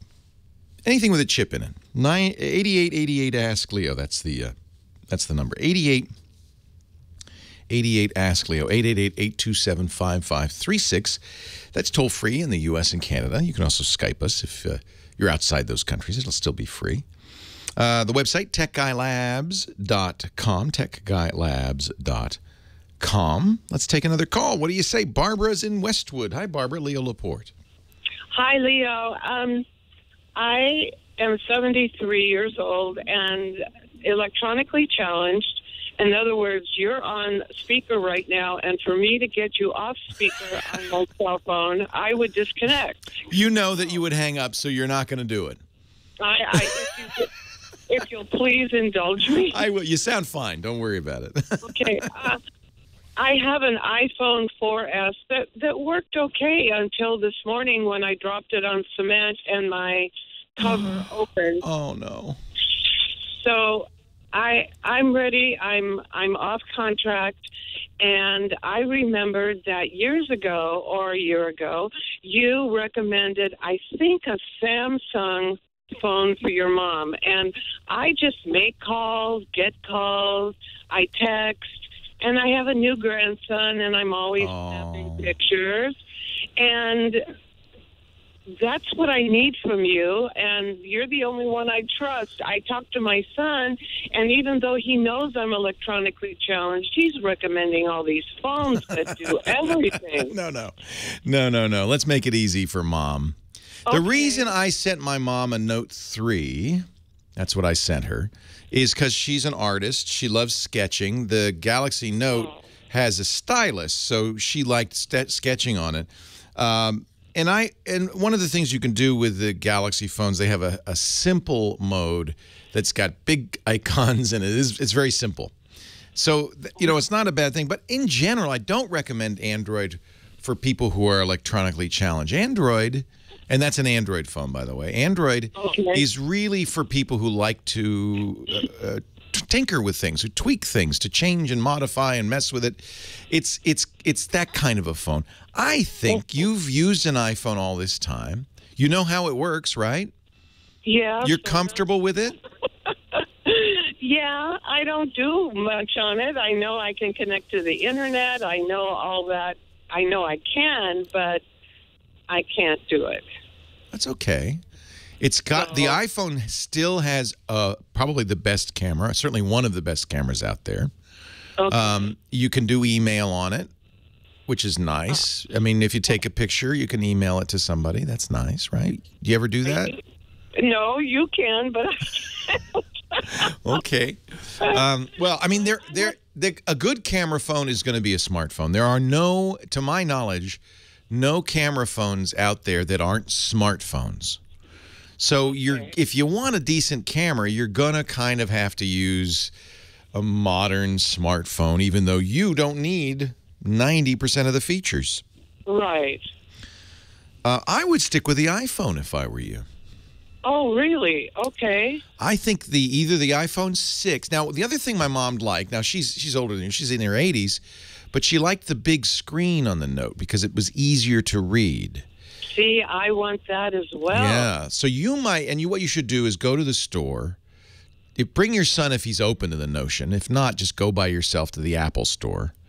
Okay. And look at the 6, but they have a 6 Plus now, which is big. And you might say, "Wow, do you carry it around with you?"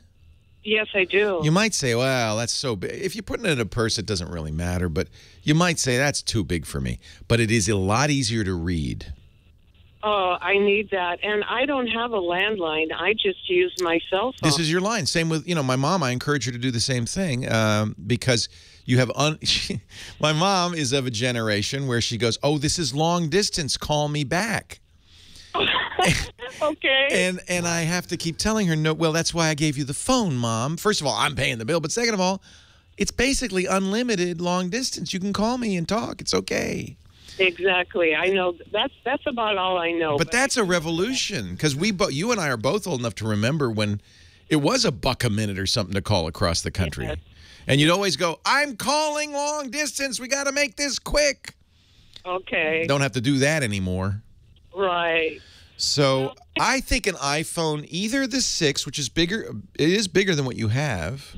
Right. Or if you really want easy to read, the 6 Plus, but you have to hold them and spend some time with them. And the nice thing about the Apple Store, it's completely okay if you go in and say, I want to look at the 6 and the 6 Plus and really figure out which size. In fact, that's what most people are doing these days. Nobody's sure what size to get. Okay. You might like the bigger one. Great camera.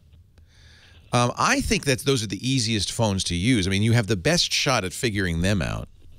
Yes. Getting a note would probably be a mistake.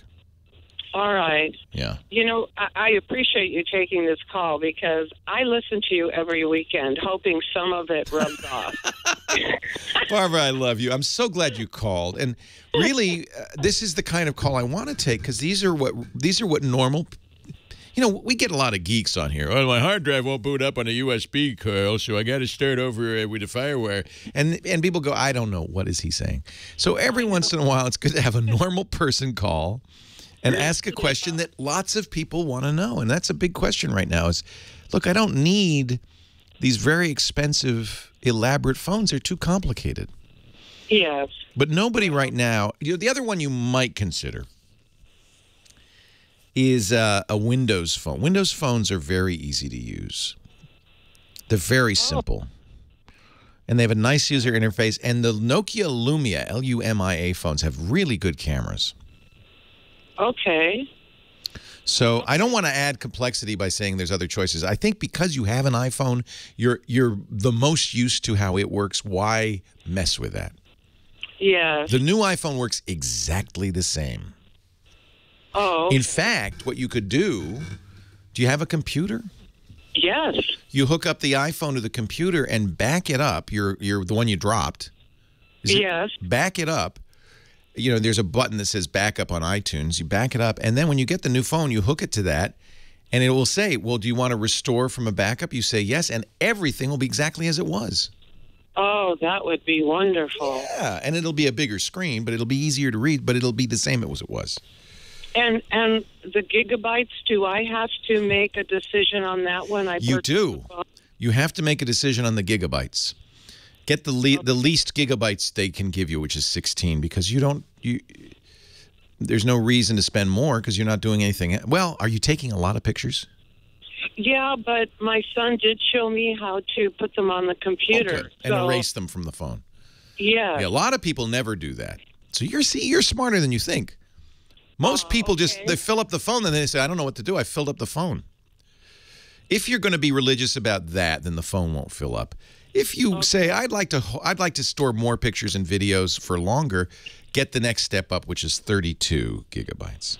Okay. Now, you should, when you go into the store, either the Apple store or your phone company store, ask about the 5S, because that's now the inexpensive iPhone, still a lot better than the one you have 2 years later, and very good, and not as much bigger, though. Leo Laporte, the tech guy. Thanks for the call.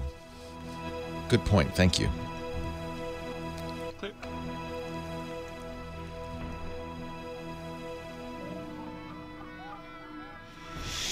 I don't blame her because those 213 people. I've told you before how much I love my Epson workforce. You'll want to stay away from them. Stick with the 212. You don't want the bridge and tunnel crowd. It might have been another friend. I think she wouldn't date outside of the 310. The 310 is the OC. The 212 is Manhattan. Yeah. But I just learned something yesterday because I was watching the new Showtime show, The Affair, which, by the way, is not really about an affair. It is, but it's very good. It's psychologically deep because it's the same people who wrote In Therapy, which was a great series. Anyway, it takes place in Montauk, Long Island. And it's like rural. They've got a horse ranch, and it's like fishermen and rural. And I'm thinking, wait a minute. Isn't Long Island like New York City practically? So I launched my Google Maps, and I searched for Montauk. And, of course, Montauk is all the way at the other end of Long Island. But I learned something. Brooklyn and Queens, I knew Queens was Long Island. I didn't realize Brooklyn is Long Island. She's not listening to me. Yeah, that's what I like, Oscar. It's like Rashomon. You got so the first half is his story about what happened. Second half is her story about it. And it's hysterical. Like in the first couple episodes, when he's telling the story, she's all sexy and come hither. And then she tells the story, she's wearing a frumpy dress, and he's, the aggressor. It's really funny to see the he said, she said on it.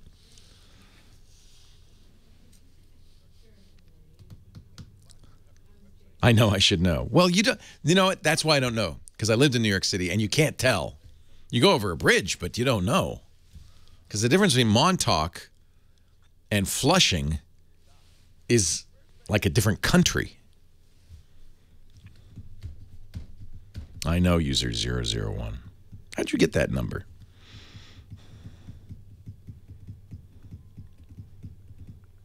Yeah, but it turns out it's also a murder mystery, which you don't... At first you think, well, it's just about an affair, but no, it's also a murder mystery. It's good. I like it. It's psychologically... In treatment, right, not in therapy. Thank you. It's psychologically sophisticated, I think. It's deep. I caught half that. I wouldn't date 818. Oh, you were going to say that? It's the 609s you got to worry about, frankly. Where's that again? I don't know. I'm being silly. So the guy that had the 650, I'm like, why do you have 650? And then I realized it was from when he lived with his parents. Right. A lot of that. A lot of people. Well, nowadays area codes don't mean what they used to, right? They don't. Although this was a little informative. It was years ago. This was a date? It was a boyfriend for a while. And he was using his parents' area code. How young he was. Doesn't mean anything. That's just how he got his first phone. Right. And he didn't want to change his number. After he moved to the What big does it city, tell you when I tell you my area code is 302? I don't know. Yeah, nothing. Huh? Nothing. Nothing, because it's a Google Voice number. That's all. Oh, good. 302 is Balmer.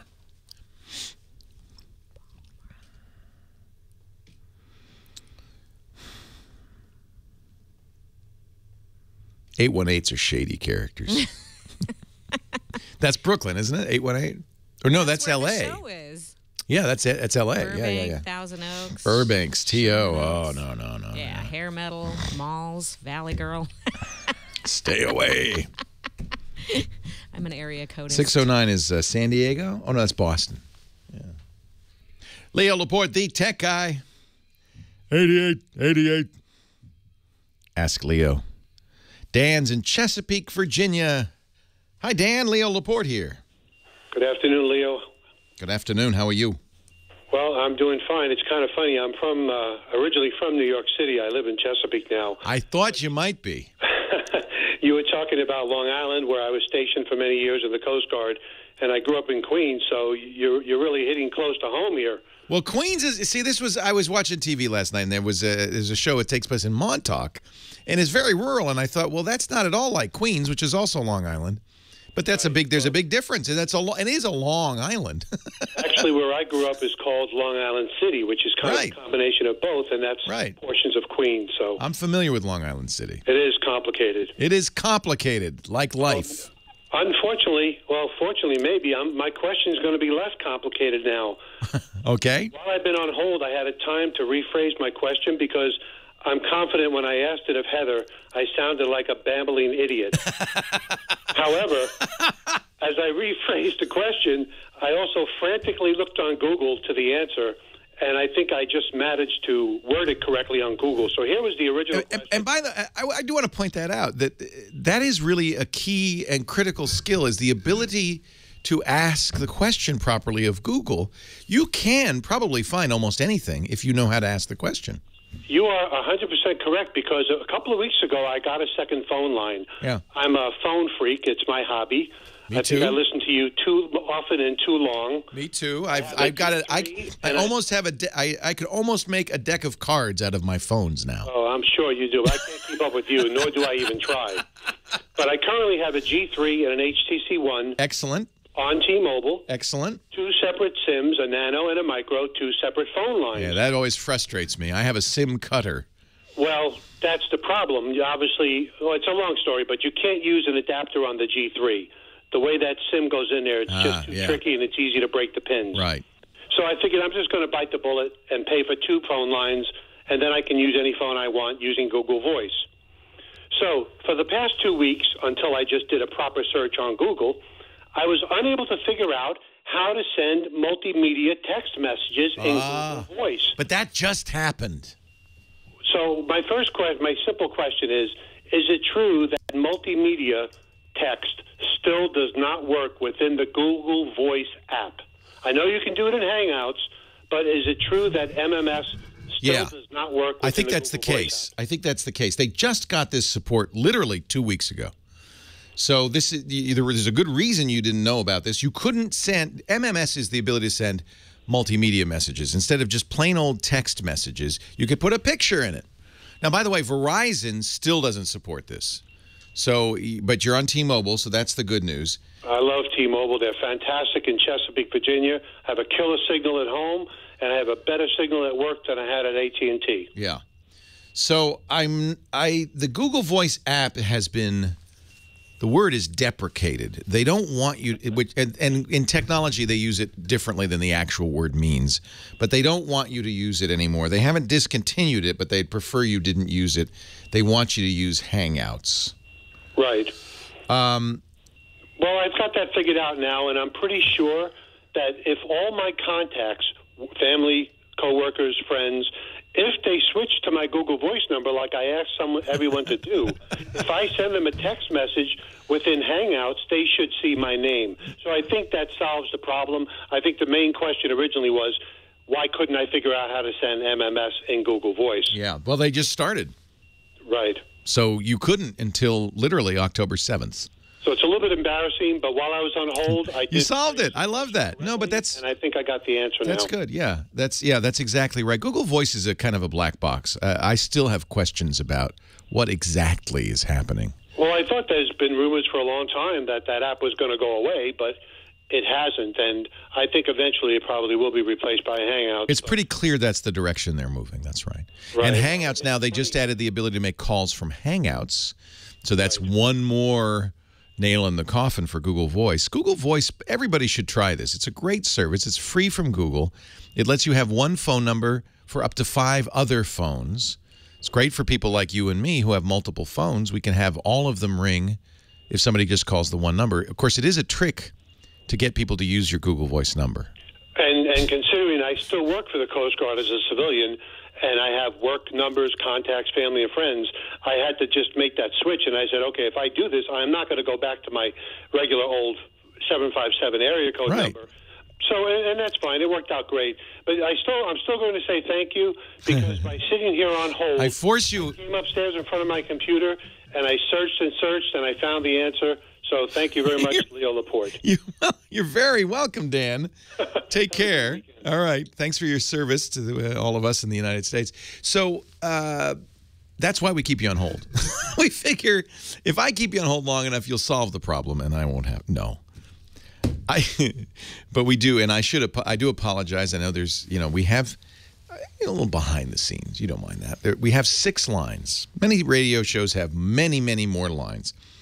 But I don't, as you've probably noticed, move through the calls all that fast. So even with only 6 lines, which are full all the time, you may wait as long as an hour on hold for me to get to you. So I apologize in advance, and that's why you'll often hear me say, thanks for waiting. Like Mike in Bath, Maine. Thanks for waiting, Mike. Oh, no problem. Thank you. I appreciate it. Is it Bath? Yeah. There's an E on the end. No. Oh. It's like bathtub. Bath like tub. Okay. That's a typo. I'm sorry. What can I do for you, Mike? I need to get a GPS for South Korea. The units, I look online, Magellan, all those things, they don't have maps for South Korea. Right. So I need to have something that will work in South Korea. Do you have a smartphone? Unfortunately, it's a BlackBerry. Because that is one solution. You can download maps for any region using, for instance, the free Nokia Here maps, which are great and now available on Android as well as Windows Phone. And those, so you could literally, I've downloaded the North America maps, but you could literally download Southeast Asia, no problem. So I would guess that you can, if you buy a GPS, how much time do you have? I got about a month before I got to go back. Yeah, it might be tight. If you buy a GPS now, you can order maps, and you can install them via USB. You may even be able to download I did that for Europe, but I can't find anybody that has the Really? Maps. They have the maps for. They have Southeast Asia, but they do not have Korea. I wonder if there's a reason for that. And the Korean GPSs are terrible. Are they really? Oh yeah, and you do not want to. You do not want to drive in Korea without a GPS. You'll get very well lost, and it's combat driving. Well, I understand. Truthfully, I can't drive without GPS even in San Francisco. I mean, nowadays, I'm hopeless. So expertgps.com has maps for South Korea. They work with Garmin GPSs. And it's a third party that provides South Korean maps. So I'll give you a link in the chat room. Leo Laporte, the tech guy. Clear.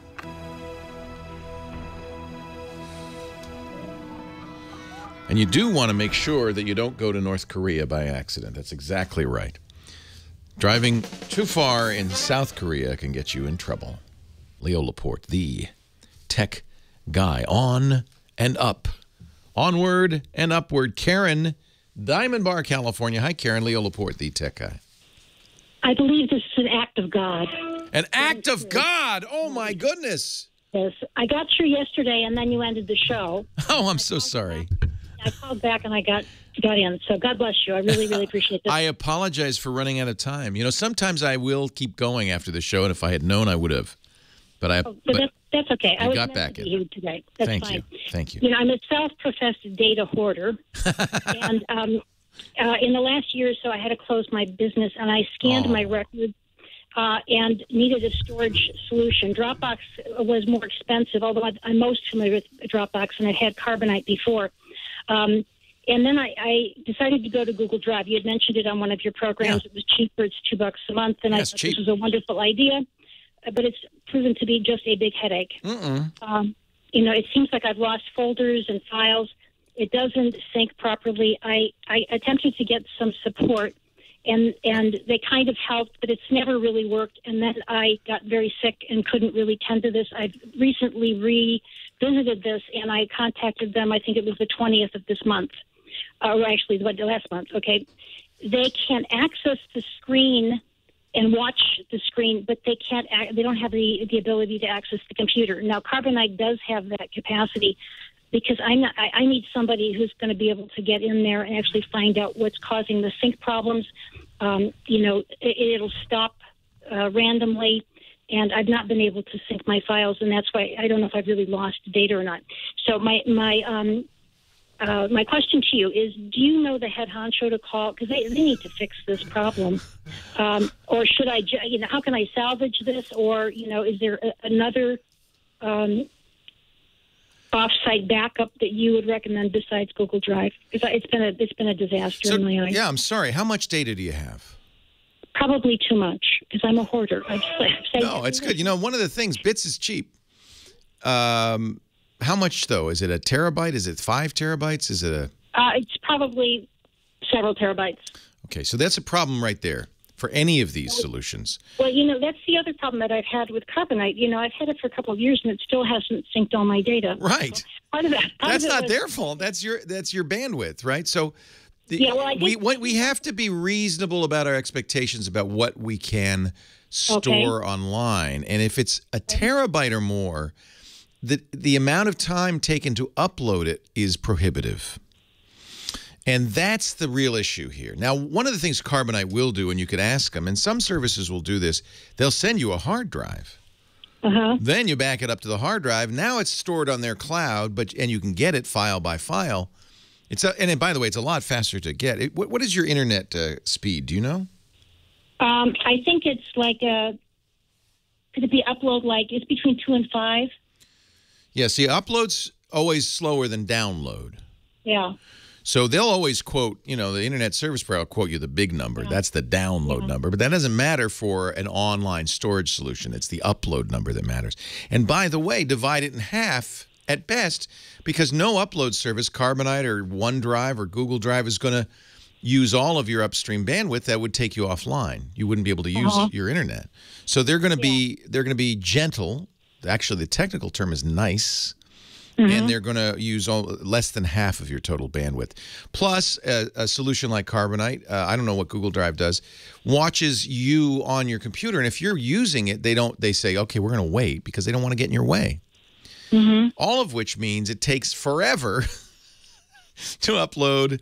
A terabyte is 1,000 megabytes. It takes forever. Yeah. Could take months.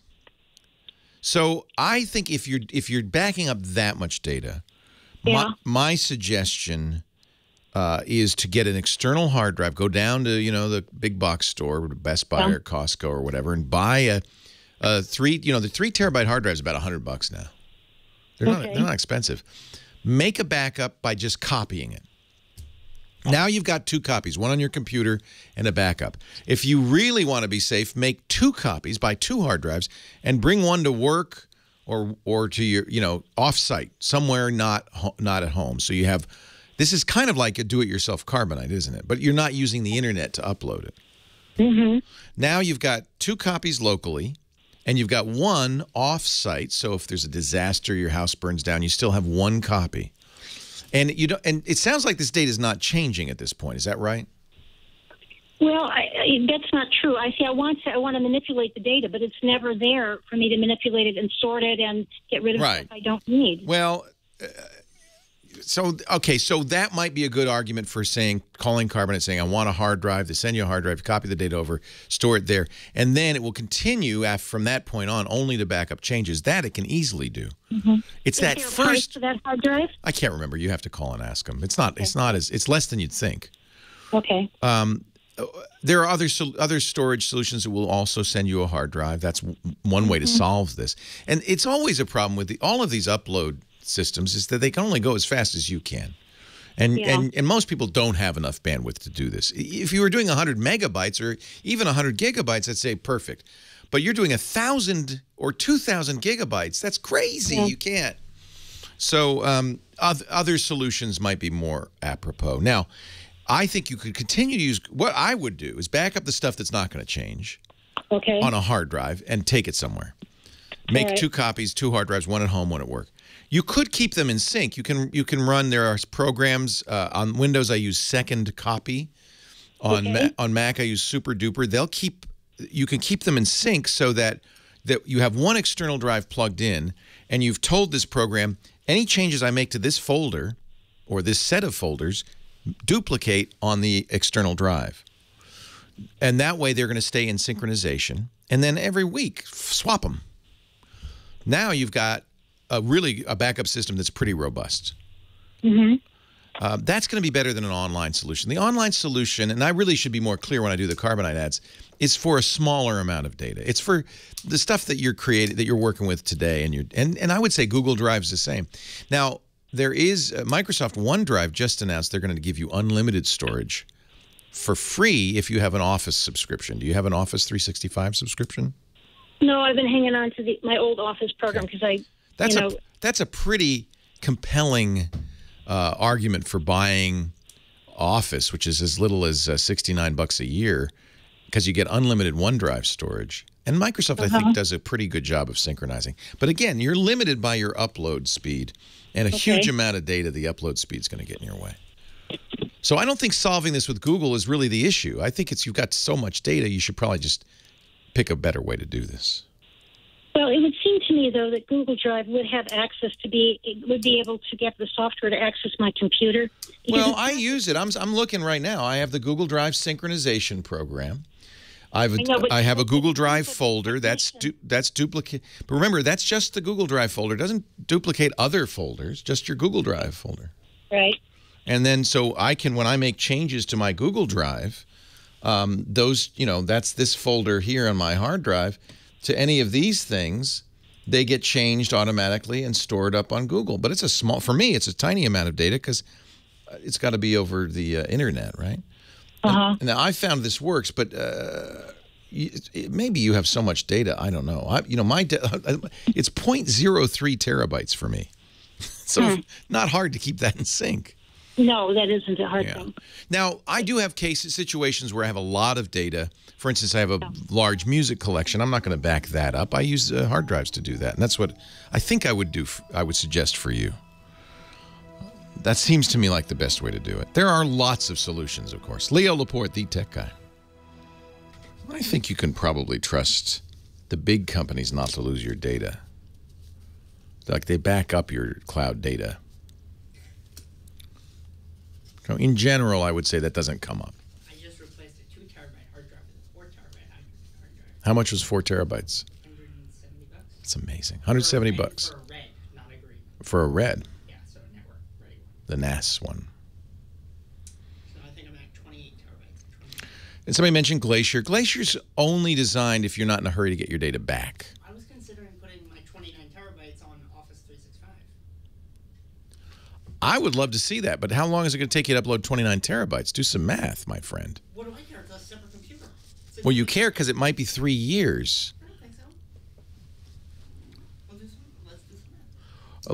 Let's do some math. Let's do some math, Mr. Analyst. Let's see. Where's my calculator? So what's your upload speed? Let's just say It's 50 megabits. 50 megabits. Divide it in half. Nothing's. Okay, fine. 24. That's easy. That's 3 megabytes per second. 3 megabytes a second. 60 times 24 or times 60. It's actually a little less because there's parity bits and stuff, but let's say that. So that's 260 gigabytes a day. 260 gigabytes a day. Yep. That's a terabyte a week, let's say. Let's be generous. So it'll take less than a year. Who cares? It's just sitting there. It's going to sit there and upload for a year.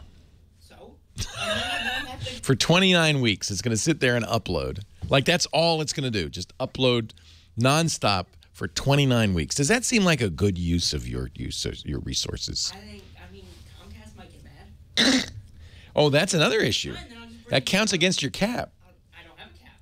Oh, you have business? No, there is no cap.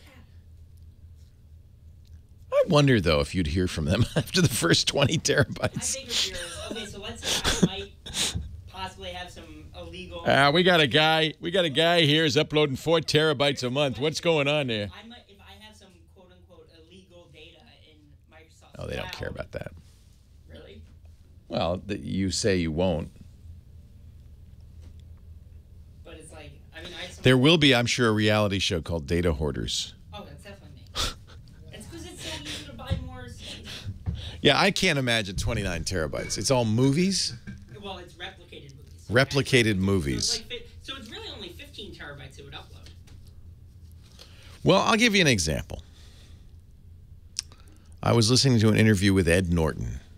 Okay. Because his new movie is apparently very good, The Birdman or whatever. Oh, you should see St. Vincent. I really want to see St. Vincent. I saw you said yes, that was good. I love Bill Murray. It was so good. Is it good? Okay. I was a little nervous because it looks like like maybe Bill Murray did it for the money kind of movie. It's not? Okay. And the kid is a great actor. Good, I'll get it. Well, you don't have to say I don't think so. You said it was a good movie. He didn't do it for the money. He did it for the love. Yeah, but the kid, I feel So anyway, I'm listening to Ed Norton, and he says you should watch Death to Smoochie, which was a movie came out 12 years ago. Robin Williams, Ed Norton.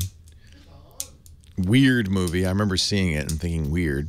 But if I had owned every movie I'd ever seen, I could go watch it. Now I have to buy it. Leo Laporte, the tech guy. A new reality show this week on Discovery. Data hoarders. You won't believe what they've got on their hard drives. Crimmy says she has every conversation she's had on Yahoo Messenger since 2001. Jeff, who works in my office, he's our analyst, says he has 29 terabytes of data he wants to back up. We did a little calculation. He's got very high-speed internet at home. He's got like the top-of-the-line Comcast internet. I think it's, he said 50 megabits upstream. We did a little calculation. We estimate maybe 30 weeks to upload all this stuff if it does nothing but upload all the time. For the next 29 weeks. I think that's a little much to ask. Data hoarders on the next Discovery. Anyway, Karen, there are many, many, many ways to solve this backup solution. As many ways as there are people. The key really is, and I always emphasize this, 3, 2, 1. 3 copies, not 1, not 2. And remember, if you delete the original, that's not that you don't have a copy now. Sometimes people back up their stuff to a drive that says backup and then delete the original and say, well, I've got a backup. Well, no, you don't. You only have 1 copy. That's not a backup. So 3 copies, and if you delete one, you got to make another one, on 2 different media, and 2 different forms of media. And that's, I think you don't have to worry about that one. But the idea is, well, if you put it on DVDs, you'd put it on hard drives too, or USB drives, or, because you don't want to be reliant on one kind of media surviving. And I think that makes sense. I think that's maybe not so important. 3 is important. And then the final one offsite, is very important. Because what if your house falls in a sinkhole? You can't have all the backups in the same place. That's the point. So look at a solution that does that, a solution that makes sense with the resources you have. You'd only have a certain amount of upstream bandwidth. That might be the best solution. And because they know this, some of the online services will accept hard drives. You can send them a hard drive, or they'll send you an empty drive. You fill it up. 8888 Ask Leo. We're almost done with the show. I can't believe how fast it went. Let's say hi to Brett in Woodbridge, New Jersey. Hi, Brett. How you doing, Leo? I'm well. I have a question about Chromecast. If you know of any app in the Play Store that'll mirror any app that is not Chromecast compatible. Yes. It's called Allcast. Oh, that's what I have, Allcast, but it doesn't work with the Yahoo Live Nation screen, because Yahoo has the live concerts on, and I was watching Friday night the Hall & Oates concert. Are you doing it from a computer or from a phone? No, from the tablet, the Dell Venue. Okay, so that's a Windows tablet, right? Or is it Android? No, that's an Android. That's the Android version? All right. So you can also open the Live Nations in a browser, right? Yeah, I can do it from my... You can stream a browser tab to Chromecast. Yeah, but I can't do that with the tablet, though. I can only stream through the Chrome browser through my laptop, right? Right. See, because I don't want to be in front of my chair. I don't blame you. All day. I want to be relaxing, And what concerts are you watching? Well, Hall & Oates came on because I grew up with the music from the 70s. Lisa and 80s. loves Hall & Oates. I was looking at my iPhone. I said, "What is this? The best of Hall & Oates?" She said, "That's mine." You're a rich girl, baby. You don't. I called up Google and they said they have something called Miracast, but it's only available for certain tablets. But they're still working on it. That's not a Chromecast solution. It's been around for a long time. So there are other ways like DLNA and Miracast that do the same idea, but it has to be supported by your tablet, and not necessarily all tablets. Yeah, There's also some tablets you can hook up to the HDMI port, but I bet you have one of those cheaper tablets, like a Pantech or something. Oh, you said it's a Dell Venue.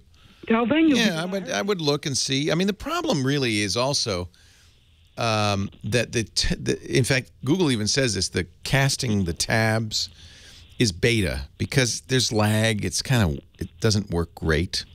Now, here's a solution from Gunny Man in our chat room that I think is a good one. Okay. Get a Roku Because the Live Nations channel is on Roku. Right? Yeah, but I love Chromecast. I do too. Roku just put out a streaming stick that, actually that one's been around for a while. It's about $39, $40.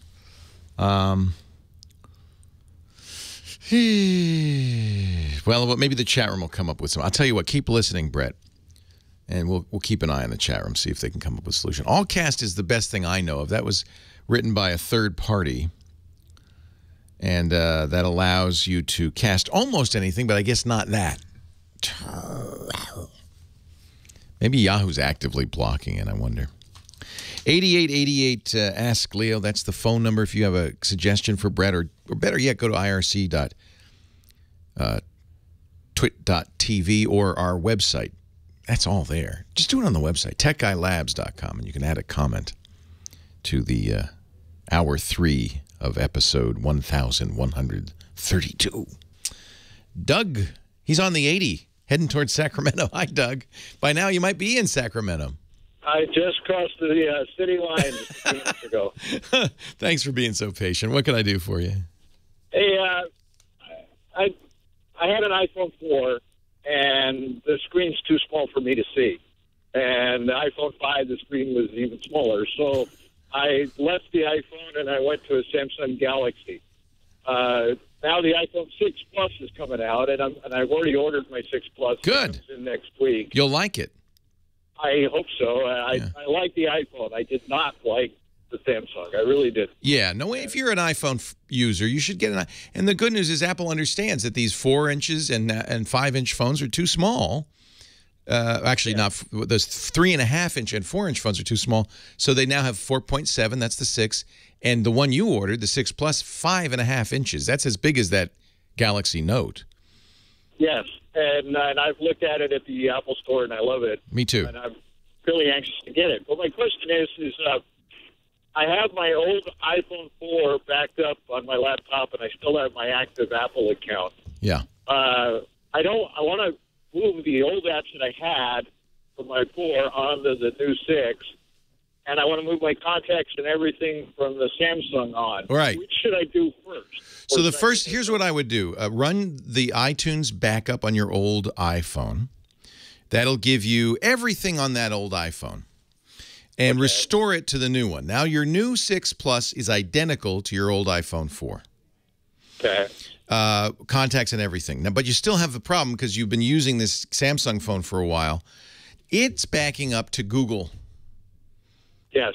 So now that you've done that, what you should do on your iPhone 6, first thing is back everything up so that if there's duplication or whatever, you can go back. But yes, back up. But immediately after the restore, you should make sure that when you set up this new 6 Plus, that you log into your Google account. It's one of the, you'll see that you can add accounts, mail, contacts, calendar. Turn on the Google account. It will synchronize with your Google contacts. You don't have to have mail. You can leave that part off if you don't use Gmail. Well, I do use Gmail. All right, well, then perfect. So you're going to do this anyway, and it will start synchronizing. Now, it is possible that because they came from 2 different sources, there may be some duplication. That's why I say back up before you do this. If there is, then go back into that Google account, delete the duplicates. It's not so hard to do. And from now on, you'll be up to date. Leo Laporte, the Tech Guy. Have a great Geek Week. Well, that's it for the Tech Guy Show for today. I'm Leo Laporte. Thank you so much for joining us. Don't forget, the Tech Guy is just the tip of the iceberg. We do nearly 30 shows now on the Twit Netcast Network, and you'll find them all at twit.tv. We talk about Windows on Windows Weekly, Macintosh on Mac Break Weekly, iPad on iPad Today. You get your daily dose of tech news from Tech News Today, and our weekly roundtable show, This Week in Tech. It's all at twit.tv. And I'll be back next time with another great Tech Guy podcast. Thanks for joining me. See you next time.